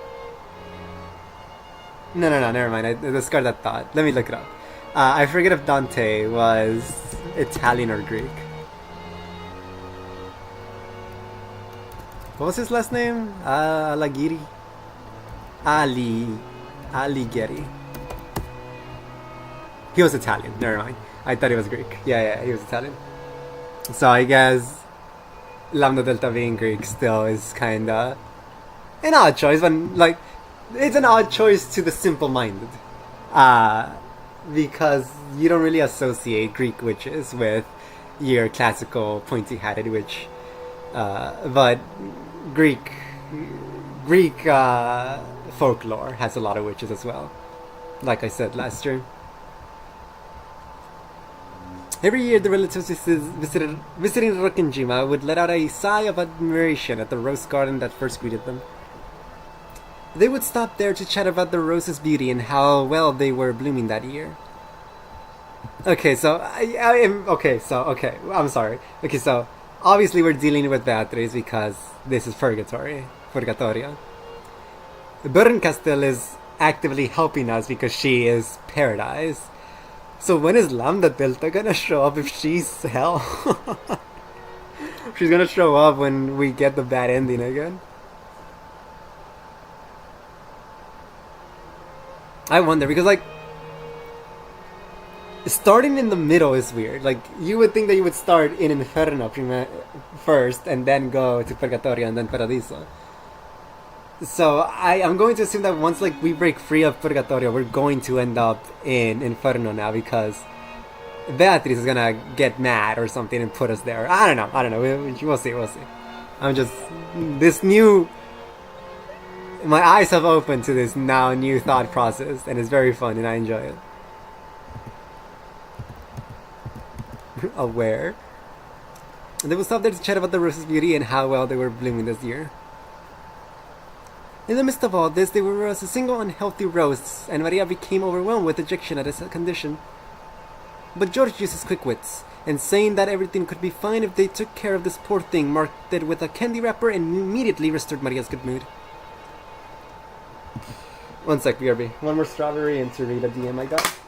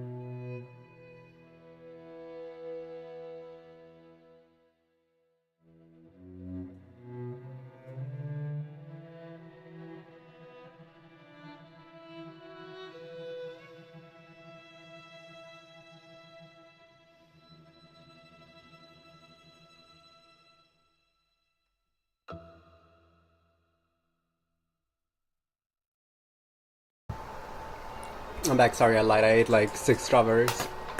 Then Butler, with whom she'd been getting along well since this morning, started talking about Halloween. This candy is going to be an extremely important plot device, just you wait. Strawberry addict. I do understand them. I'm not them.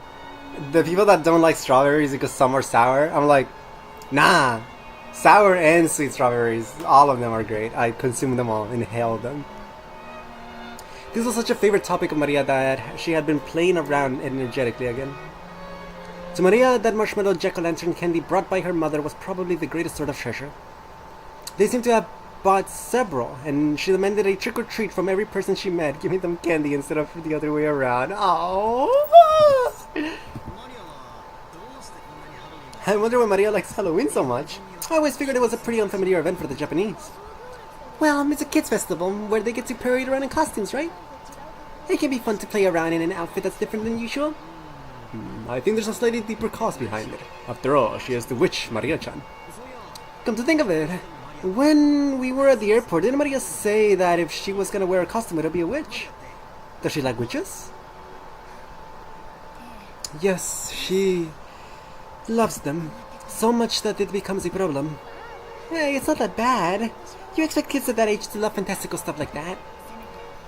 If it was just a heroine on some TV anime, it'd at least be cute. Judging by Rosa's appearance, she wasn't very happy about her daughter's love for witches as a mother. The cousins other than Battler seemed to realize this, and they shrugged, wearing stiff smiles. So you're arguing that because she likes witches, she also likes Halloween? If we don't know, why don't we just ask her? Hey, Maria! How are Halloween and witches related? Miss Butler asked that George and Jessica let out a stiff... as if they were trying to stop him, but too late. Maria might have been waiting for just that question.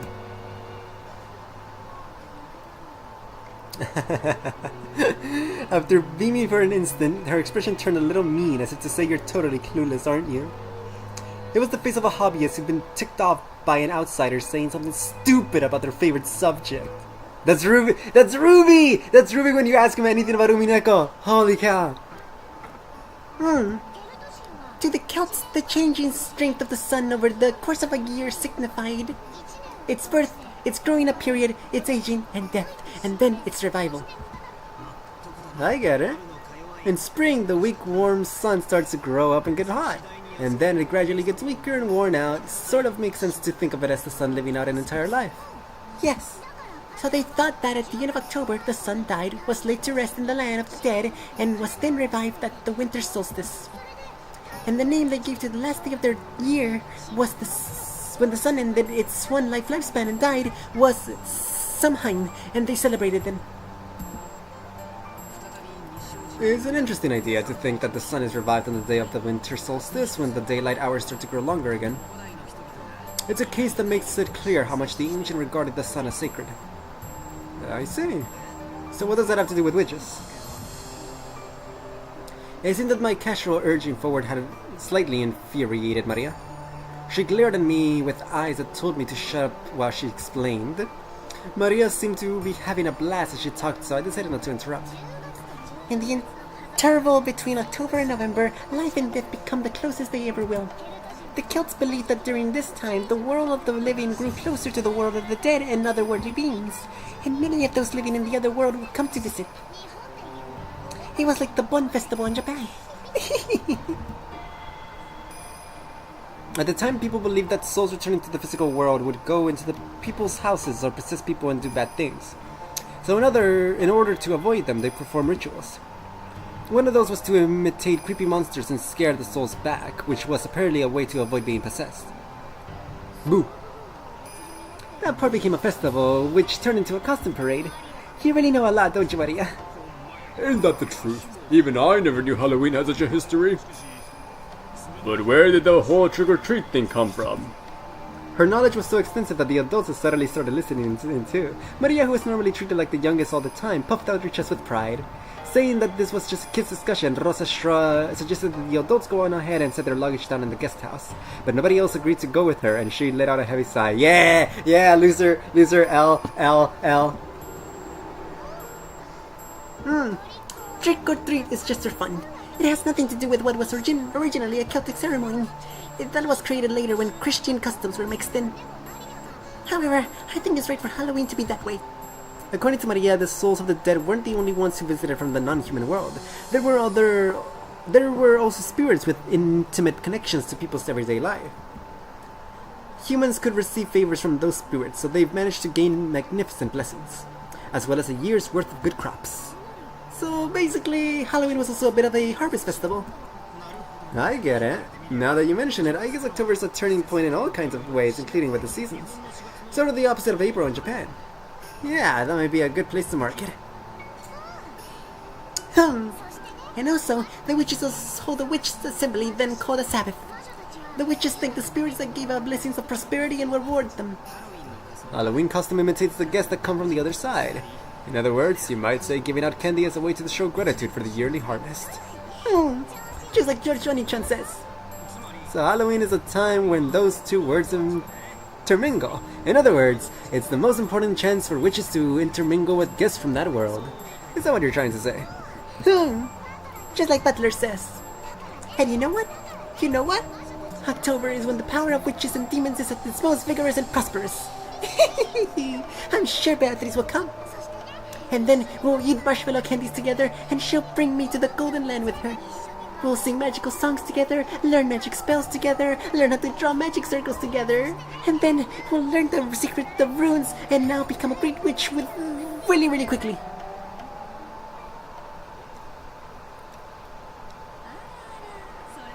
My, isn't that wonderful? It's best for kids to have dreams. By the way, Rosa, how old will Maria be this year again? This dude. Maria? That's enough of that. Don't worry about it, Rosa-chan. Son, it's a dream all girls have at one time or another. Thank you very much. But Maria has already graduated from that age. Hey, I'm telling you to stop. Rosa scolded Maria, trying to shut her up before her cheery discussion about black magic earned her the snickers of the relatives. Oh, that sounds pretty detailed and impressive. By the way, who was Beatrice again? I know I've heard the name somewhere before. Oh no. Butler had been gone for 6 years and had completely forgotten about the legend of the Rokkenjima witch. However, when he said he didn't know Beatrice's name, Maria's once bright mood soured in an instant.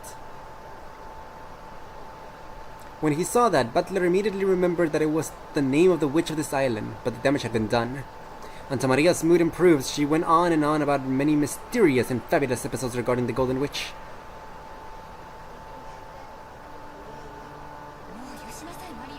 That's enough, Maria. Thank you, Butler-kun, for letting her chat with you.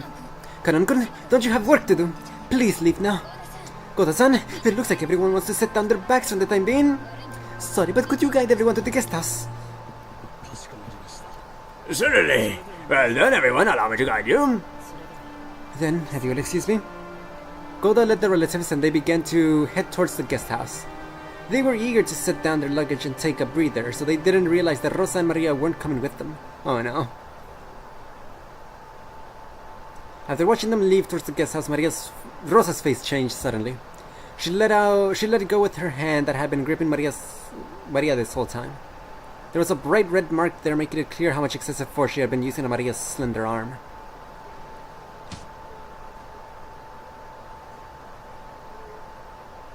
That hand then slapped against Maria's head and pinched her left ear and lifted. Even though I'm always telling you not to talk about witches, haven't I always said that was our promise together?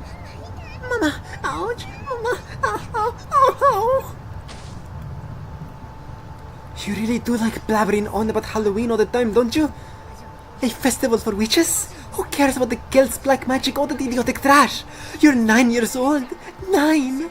Because of that scene you made in the train, I went through all the trouble of making us stop and buying you those disgusting monster marshmallows that look like they have fluorescent paint on them. I went out of my way to buy it, even though it made us late. How much more will you embarrass me before you're satisfied? As Rosa cursed, she twisted Maria's ear up, almost as though she was about to tear it off. An expression of anguish spread across Maria's face. She was frantically stood on her tippy toes, trying to soften the pain in her ear. Rosa suddenly grabbed the candy that Maria had been holding. She threw it on the ground and stepped on it over and over. To Maria, it was supposed to be proof of a memory, of a brief span of time when her mother had brought something fun for her. But now the same mother was grinding it to the ground right in front of her. It was as though a brand had been pushed into Maria's eyes, leaving a mark that could never be erased. Who cares about this disgusting candy? Disgusting! Disgusting! It's because you act like that. It's all because you act like that. Disgusting! Disgusting! Disgusting! As she said that, she struck Maria's head over and over again with her palm. She didn't hit Maria's face because the red swelling would stand out. Maria's closed her eyes tightly, patiently bearing her mother's violence. No, that wasn't quite it. Come back, Mama! Come back, Mama! Save me, Mama! Save me, Mama! Defeat that witch! She kept bearing Rosa's insult, muttering that over and over. Didn't I tell you to stop talking about witches? Why, you! Rosa, tired from hitting her daughter, breathed so hard her shoulders shook. Maria grasped her hands together, withstanding it, hoping her mother would return soon. Mama, Mama, come back quickly. Save me, Mama. Beat the bad witch. Fine, just stay like that forever. Just stand there mumbling about witches and Halloween forever. After hurling those words at Maria, Rosa left in the direction of the guest house, leaving Maria behind. Maria, forgetting even that it was okay to cry, kept staring down at that jack-o'-lantern candy that had been trampled beyond recognition.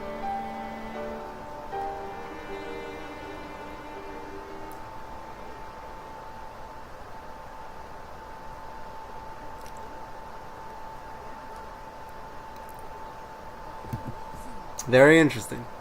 Rosa, she's climbing up the ranks. She's climbing up the ranks on my tier list. Very... she's interesting. I like her a lot. Ooh.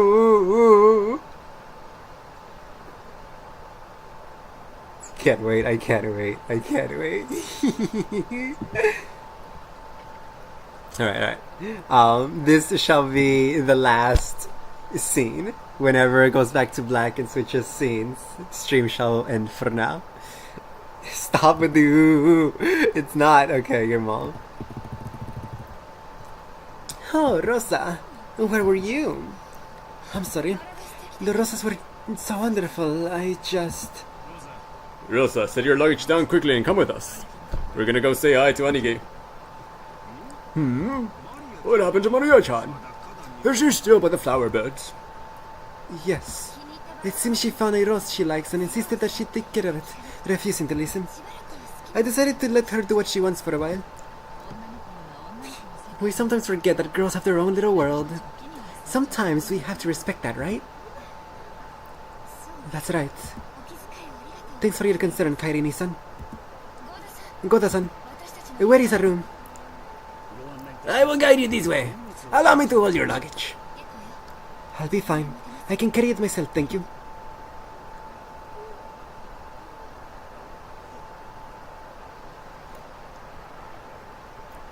Rosa went into her room, guided by Goda.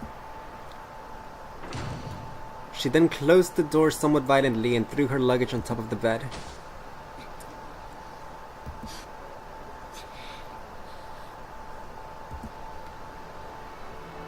She got down on her knees in front of the bed, burying her face in it. For a while, Rosa made as if to shred the sheets with her fingernails, sobbing constantly.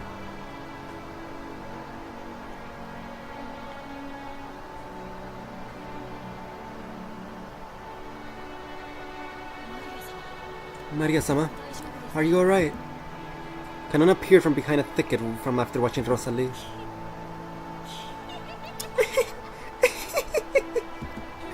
I'm fine. Maria gave a creepy laugh, but to Kanon, who had seen the whole thing, it looked like she was enduring as best as she could. She's a horrible person. I can't believe she's a mother. It can't be helped. You can't expect anything better than that to enter a container of that level. I'm just fine. Kanon got down on her knees and picked up the trampled candy. It was tragic just looking at it. He thought about dusting it off and returning it to her, but really couldn't do so with it in that condition. Just as she was wondering what to do, he met Maria's gaze. No, that wasn't quite right. Maria was looking at the candy Kanon had picked up. Right now, Maria's heart was surely the same as the candy that had been trembled into a pulp. Kanon realized this, but didn't know what he should do. That's right. I'll exchange it for the one I received earlier. Oh. Kanon remembered that a similar candy he received from Maria was in his pocket. Maria stuck out her hand. Kanon thought she was trying to take it, so he held out the candy, but Maria didn't try to grasp it. Then Kanon realized. She was saying give it back. No matter how tragic and trumpet it was, this candy was Maria's. Her mother had brought it for her.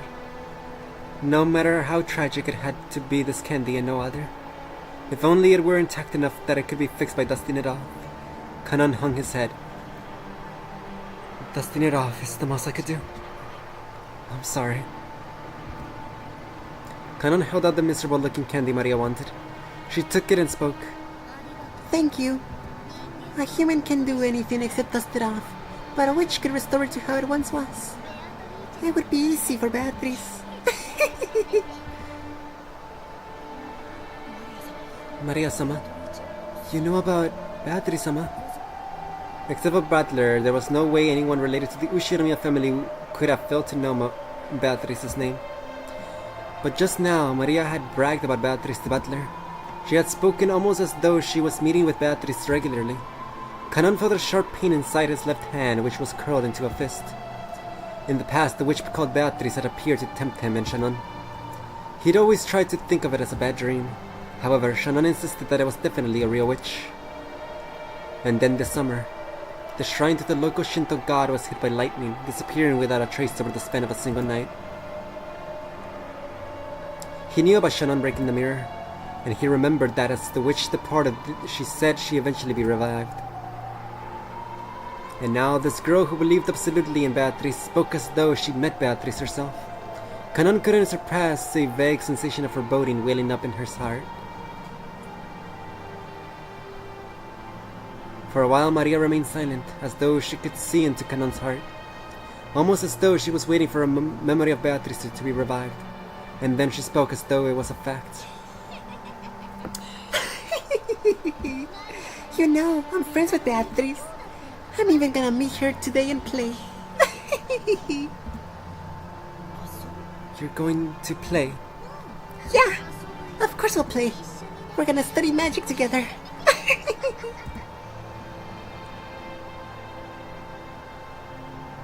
The face of that witch, whom Kanon had tried to pretend was a bad dream, began to slowly creep into the back of his mind.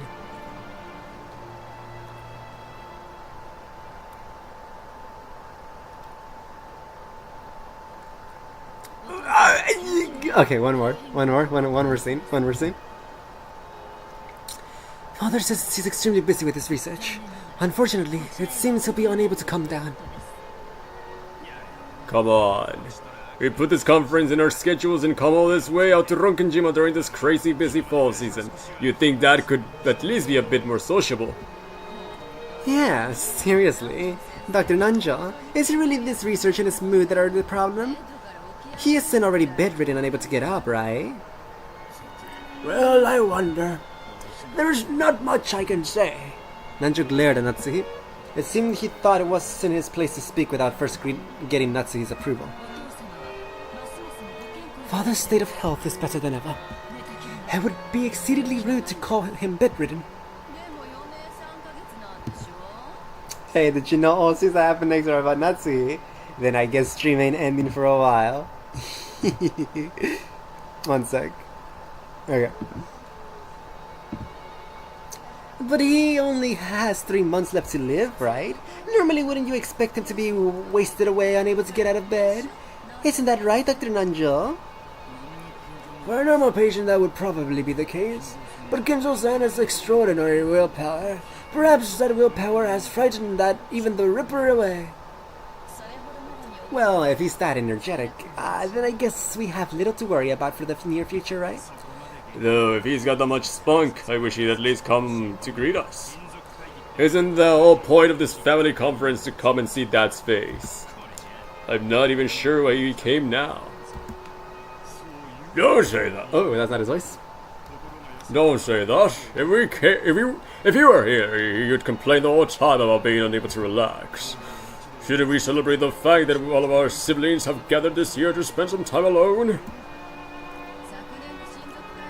We didn't get to see him at last year's family conference either, right? Can you understand why his blood children might want to see him after 2 years?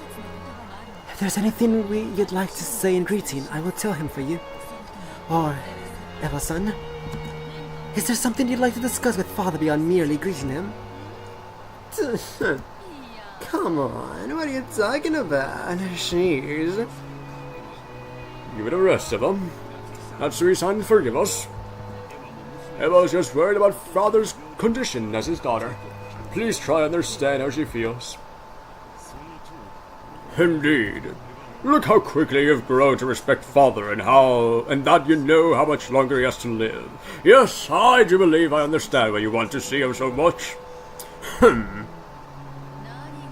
What are you trying to say? Quit it, Aniki. Why don't we pray that his mood will improve by dinner? Anyway, we've only just arrived. For now, we're only here for a casual greeting. And we could even hold the family conference without Dad. In fact, there's a few things we siblings shouldn't bring to him until we formed a unified opinion. Isn't that right, Hideyoshi-san? Yep, just as Rudolph-kun says. This is the only time of year we can all meet in person. We've got to take this valuable time seriously and be frank with each other. Even though the tea hadn't yet arrived, they were very determined. But before that, perhaps we can spare the time to enjoy some black tea at our leisure, surrounded by the wonderful furnishings of the parlor. Heidi's words seemed to contain a subtle admonition directed at everyone gathered there. They all understood, and as they cleared their throats and straightened their neckties, the atmosphere in the room returned to normal for a time.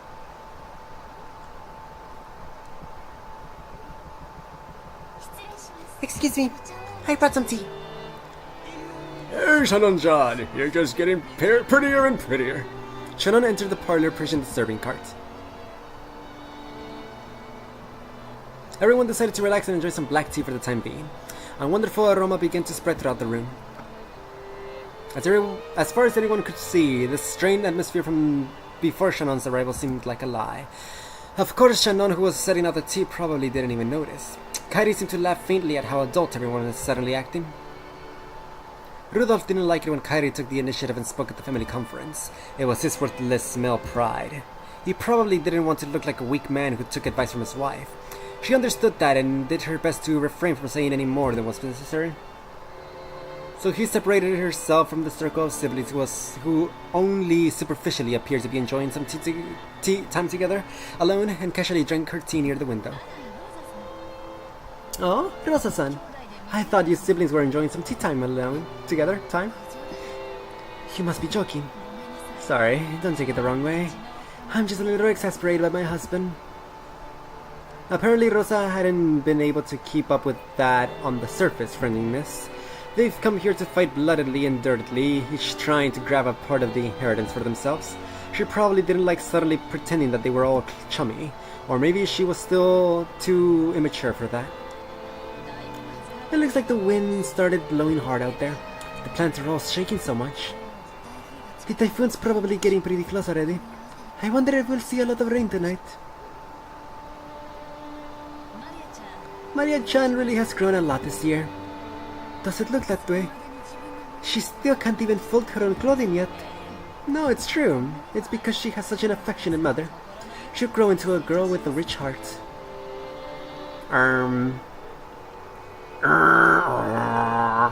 Rosa fell silent. Maybe she was unsure as to what Kairi meant by that. I'm a failure as a mother. Children don't get to choose their parents. That poor girl. Doesn't that go both ways? A parent can choose what kind of child they have either. Rosa bit her lower lip.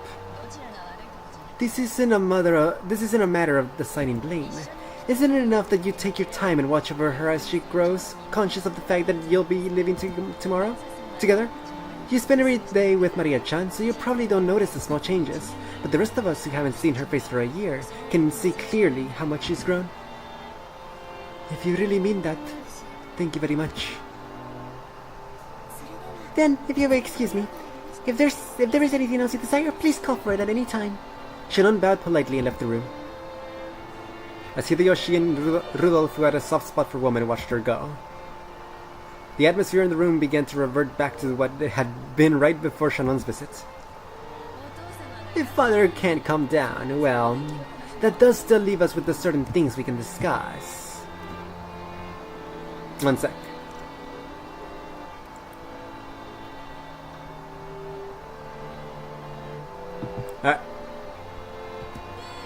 Right, Rudolph? Yep, that's right. We didn't come all the way out here just to drink some dusty tea, right? Very well. What is this matter that you're clearly so eager to discuss? My. Those people really are determined. They certainly get started quick. I need to join in too. If I don't assert myself, these people will quickly forget that there are 4 siblings. Sounds like you've got it pretty tough yourself. Maybe I spoke too harshly. Forgive me. No, I don't mind. I'm the one who should be apologizing. As a pair of mothers with daughters, we should talk more often. Every single time we meet, we end up talking about something else shady. You can blame the atmosphere in this mansion for that. Once you breathe in the air, everyone gets so strained. Just once, I'd like to have a nice long cup of tea with you when we aren't attending a family conference. There's a wonderful coffee shop in Ginza that's a favorite of mine. Please let me invite you sometime soon. Thank you, Kairi-san. That sounds great. Oh no. The sky's gotten dark pretty fast. I could almost believe the people in this room made the weather worse. There's already thunder. Oh? Was that one there? Huh? There really were small splashes of rain on the glass in the parlor window. The weather seemed to have worsened faster than expected. Just then, a silent thunderbolt struck inside Rosa's head, and she remembered that her beloved child was out in the rose garden. A normal girl would try to go inside if the weather got bad, but Maria was different. She would sometimes get stubborn and refuse to move if rain or even spears fell from the sky. That's right, I told that child to just stay there doing that forever, didn't I? Oh no! Maria! Everyone looked back at Rosa when she let out a small scream. What? What is it? I'm sorry, I'm going outside for a second. I'll be right back. What the? Seriously, what's going on with her? Don't worry, she'll be back soon. More importantly, shouldn't we begin? Our main topic? That's right, we can keep talking about that without Rosa. Let's return to our discussion. Rosa dashed from the entrance hall into the rose garden. When she opened the door, the wind that hit her was so strong to be called a light breeze, and told her that the typhoon was approaching faster than she thought. Just as Kairi had said, the wood was mixed in with small droplets of rain. There were also a low rumble of thunder. It could start raining any time. Rosa headed for the rose garden. She headed for the place where she had scolded Maria a short while ago. It was almost lunchtime. The children had been told to come to the mansion around lunchtime, so they were probably in the guest hall waiting to be called. Even if Maria didn't come to them, they would surely think I took her to the mansion with me and wouldn't worry much. After all, she had been with her mother, so there should have been no reason to worry. I was here and I abandoned my daughter to the worsening weather. Maria! Are you there? If you're there, answer me! I was right. She was still standing stuck there, still exactly the same way she had been in the place where I had scolded her. Held in her hand was the candy that I'd brought her, given her, and then stepped on and crushed. With her grape in her hands, she stood there as the powerful winds whipped her hair about, tormenting her. I'm sorry. I'm so sorry, Maria. I'm sorry, Maria. Forgive Mama. Mama, welcome back. I waited a long time for you to come back. The scary witch pinched me, but I stayed strong waiting for Mama to come back without crying. Maria, forgive your Mama. Forgive your Mama. You didn't do anything wrong. You were just possessed by a bad witch again. So I'm fine. I really like you, Mama. I love you.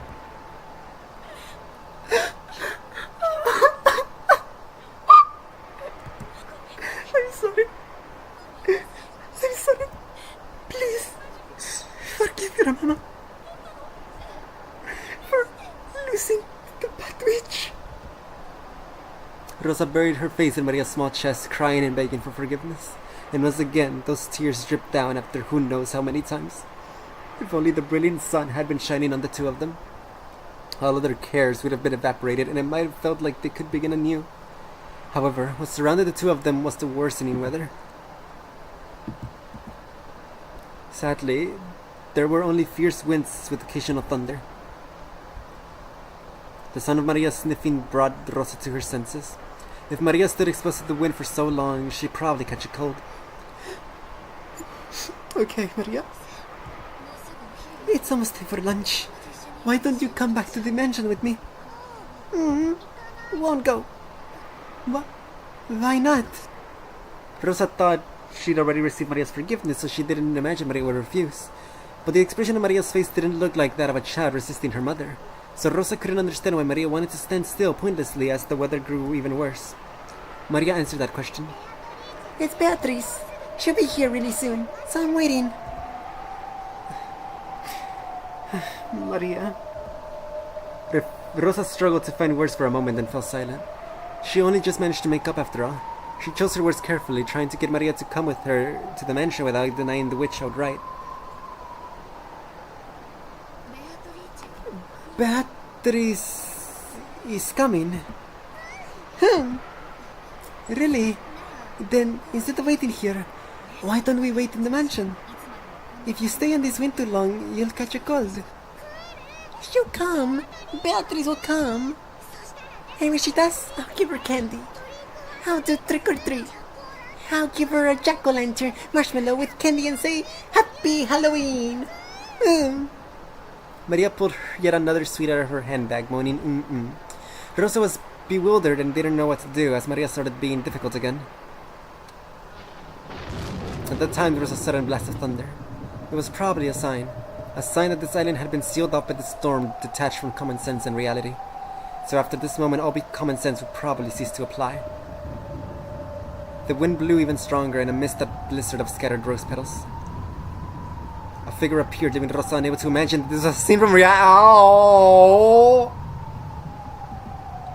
It was probably, no, definitely, fantastical. After all, that shadow of a person was... Huh?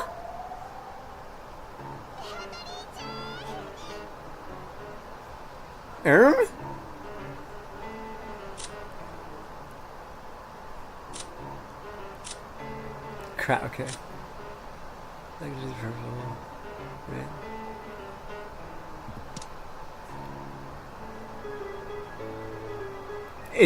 It's similar to Jessica's outfit, but it's not.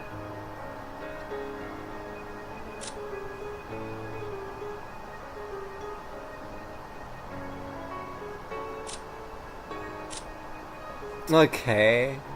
I never realized. I had noticed the eye color is the same, but also their hair color's practically identical.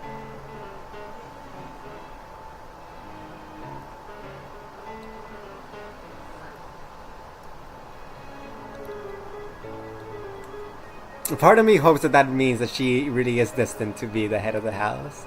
But anyways. Interesting outfit. Beatrice! Maria dashed over to the shadow. Normally, Rosa would scold her daughter if she dashed over to someone whom she didn't seen before and didn't know. But Rosa forgot to do that, was unable to do anything but stand there stunned. It's been quite some time. Have you been well? I've been well. We just don't catch colds. Indeed. A witch can use curses to make people catch colds, but how foolish would it be if she caught one herself? From now on, you should take care not to catch something like a cold yourself. She patted Maria's head as she said this, smiling roguishly.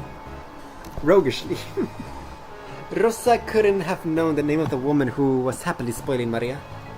However, Maria had called it out in the beginning when the woman appeared.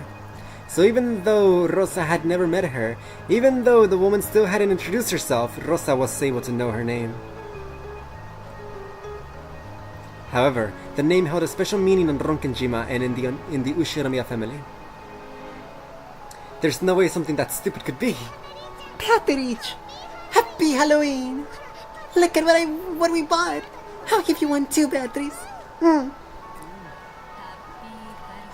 Indeed. Happy Halloween. Oh, is this for me? How truly adorable that a candy would be made out of this. The lonely light of a man lost in the darkness of purgatory, unable to go to heaven or hell. The Will-O-Wisp. Right now, on this island that has been cut off both from the world of humans and the world of non-humans, they may be no more suitable sweet. Maria? What's wrong with that one? The witch noticed the sweet Maria was grasping. It was Maria's candy, which had been stomped on by Rosa until it reached a pitiful state. Got stomped on and mashed. Can you fix it, Beto? Maria didn't go so far as to say that it was her mother who stepped on it. However, for some reason, when the witch saw the candy, she looked at Rosa and grinned. A chill went down Rosa's spine as though this gaze was staring straight through her. It shall be easy. Give it to me. Maria held the candy out gleefully. Rosa could do nothing but watch, stunned.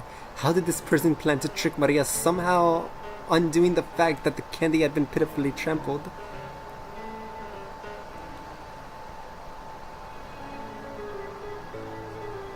Maria looked as though she believed it could be fixed as good as new. Without real magic, there was no way such a thing could be possible. My, it's quite crushed, isn't it? Come, Maria. Close your eyes and try to remember. Because it really was that wonderful a candy. The candy of your memories is always full and fluffy. So you try to remember as well. What kind of candy was it really? Along with those strange words spoken as though singing an improvised folk song, the witch threw the sweet into the air. Maria was closing her eyes and remembering just as the witch had told her to. What shape had that crushed candy really had? Therefore only Rosa saw that same. The sweet that had been thrown into the air burst into a gold color. No, that wasn't it. Those were golden butterflies. It scattered into several golden butterflies, and they began to gather the witch's hand, which was held up into the sky.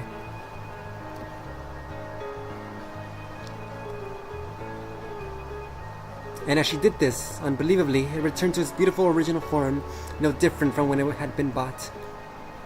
Only Rosa and the witch witnessed that scene. Unable to comprehend what was occurring right before her eyes, Rosa stood with her mouth hanging open, completely forgetting to shut it. You may now open your eyes. Take it.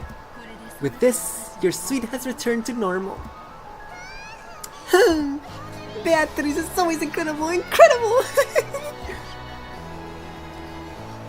There was a stark contrast between Rosa's shock and Maria's innocent joy.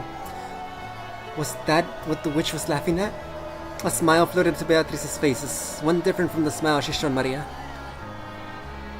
Does my face seem familiar? If you stare so fixedly, you might burn a hole through it. I'm sorry. Those words triggered something very clearly in Rosa's mind. Rosa knew this face. She knew it from the portrait of the witch. But no, wait, could this mystery woman really be? Maria, I give you this in exchange for the sweet you gave me. A letter. The witch pulled a western envelope from her pocket and gave it to Maria. However, when Maria made it to open it, the witch stopped her. You must not. The witch will soon come for you to open it, but until then, you must absolutely not open it. Take good care of it. That will be your invitation to the Golden Land. The Golden Land? So you'll finally take me there? Take it and treat it with care. You must not show it to anyone. I'll take that promise. I'll keep that promise. You've always got to keep promises with witches. And this for you. Huh? Me? She probably didn't imagine that the witch would speak to her too. Rosa was bewildered by the second western envelope which was thrust before her. She'd seen this type of envelope before. There could be no mistake. It was one of Kinzo's special envelopes used when he wrote with his own hand and bearing the Ushiromiya family crest. It was sealed with red sealing wax, and furthermore it had a mark that seemed to have been made by the head's ring. There's stuff going on. I don't... At this point, she's not revived.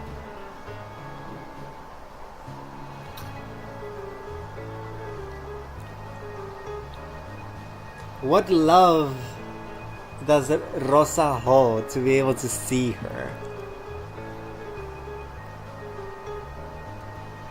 Would it be for Maria? Like, I guess so, but it's kind of insulting to say that, ain't it?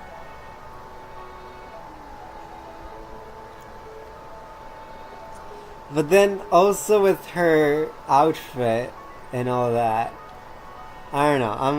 I'm on the edge here. I'm not sure if I buy what's going on. In other words, even without asking what was inside this letter, Rosa knew that this woman, whom Maria called Beatriz, was trusted enough to be placed in the charge of a personal letter of the current Ushiromiya head. It could have been any of the 4 siblings. However, the fact that I have met you here probably means that you were chosen by Kinzo's roulette. So take it. Then read its contents aloud while seated at the dinner table when all of the siblings are gathered. What did you say? Rosa looked back and forth several times between the witch's face and the envelope that had been handed to her. Today was the family conference, and the biggest object of discussion would be the inheritance problem. So she had joined together with Eva and Rudolf, and they planned to force a certain condition on Kraus to try and extort several 100 million yen in cash out of him. It was as if the witch could see through it all. What does she intend to announce when all of the siblings are gathered? And with a personal envelope that no one but the Ushiromiya head can use? Maria, the weather is getting worse. Return to the guest house and wait for the lunchtime. And Rosa, we will meet again later. Allow me to introduce myself again at that time. The witch turned her back to her laughing. Then she began to head towards the mansion with an air of composure. Maria eagerly called out and watched her go, then began to dash towards the guest house, leaving Rosa behind, as though she wanted to inform the other cousins of her fortunate meeting with the witch as soon as she could. At last, Rosa was felt alone in the rose garden as the winds grew stronger, unable to do anything but pray that what had happened was just a daydream.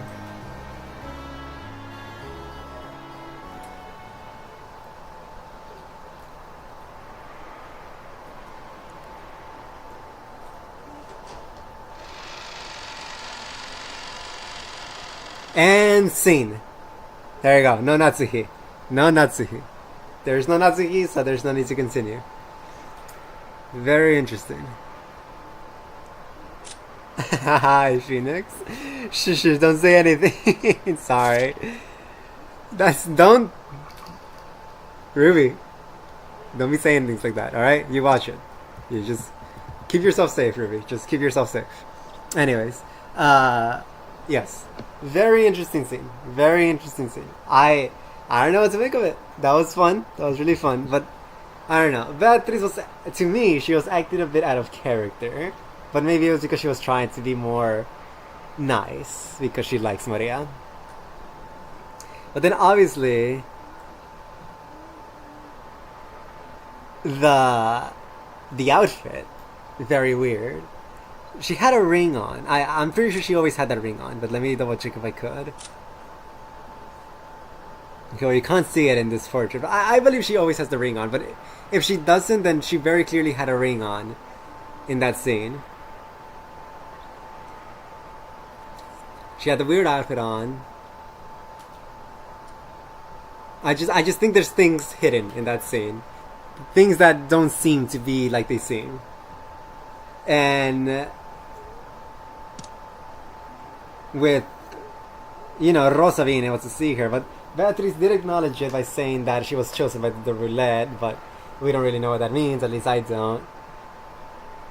So it's very interesting scene. It was a very interesting scene. I don't think I can delve into it or analyze it. I shall await. I shall await what the game says. But indeed, like I said, that is all for now. Good stream. Good stream. Yeah, I mean, TVH episode 1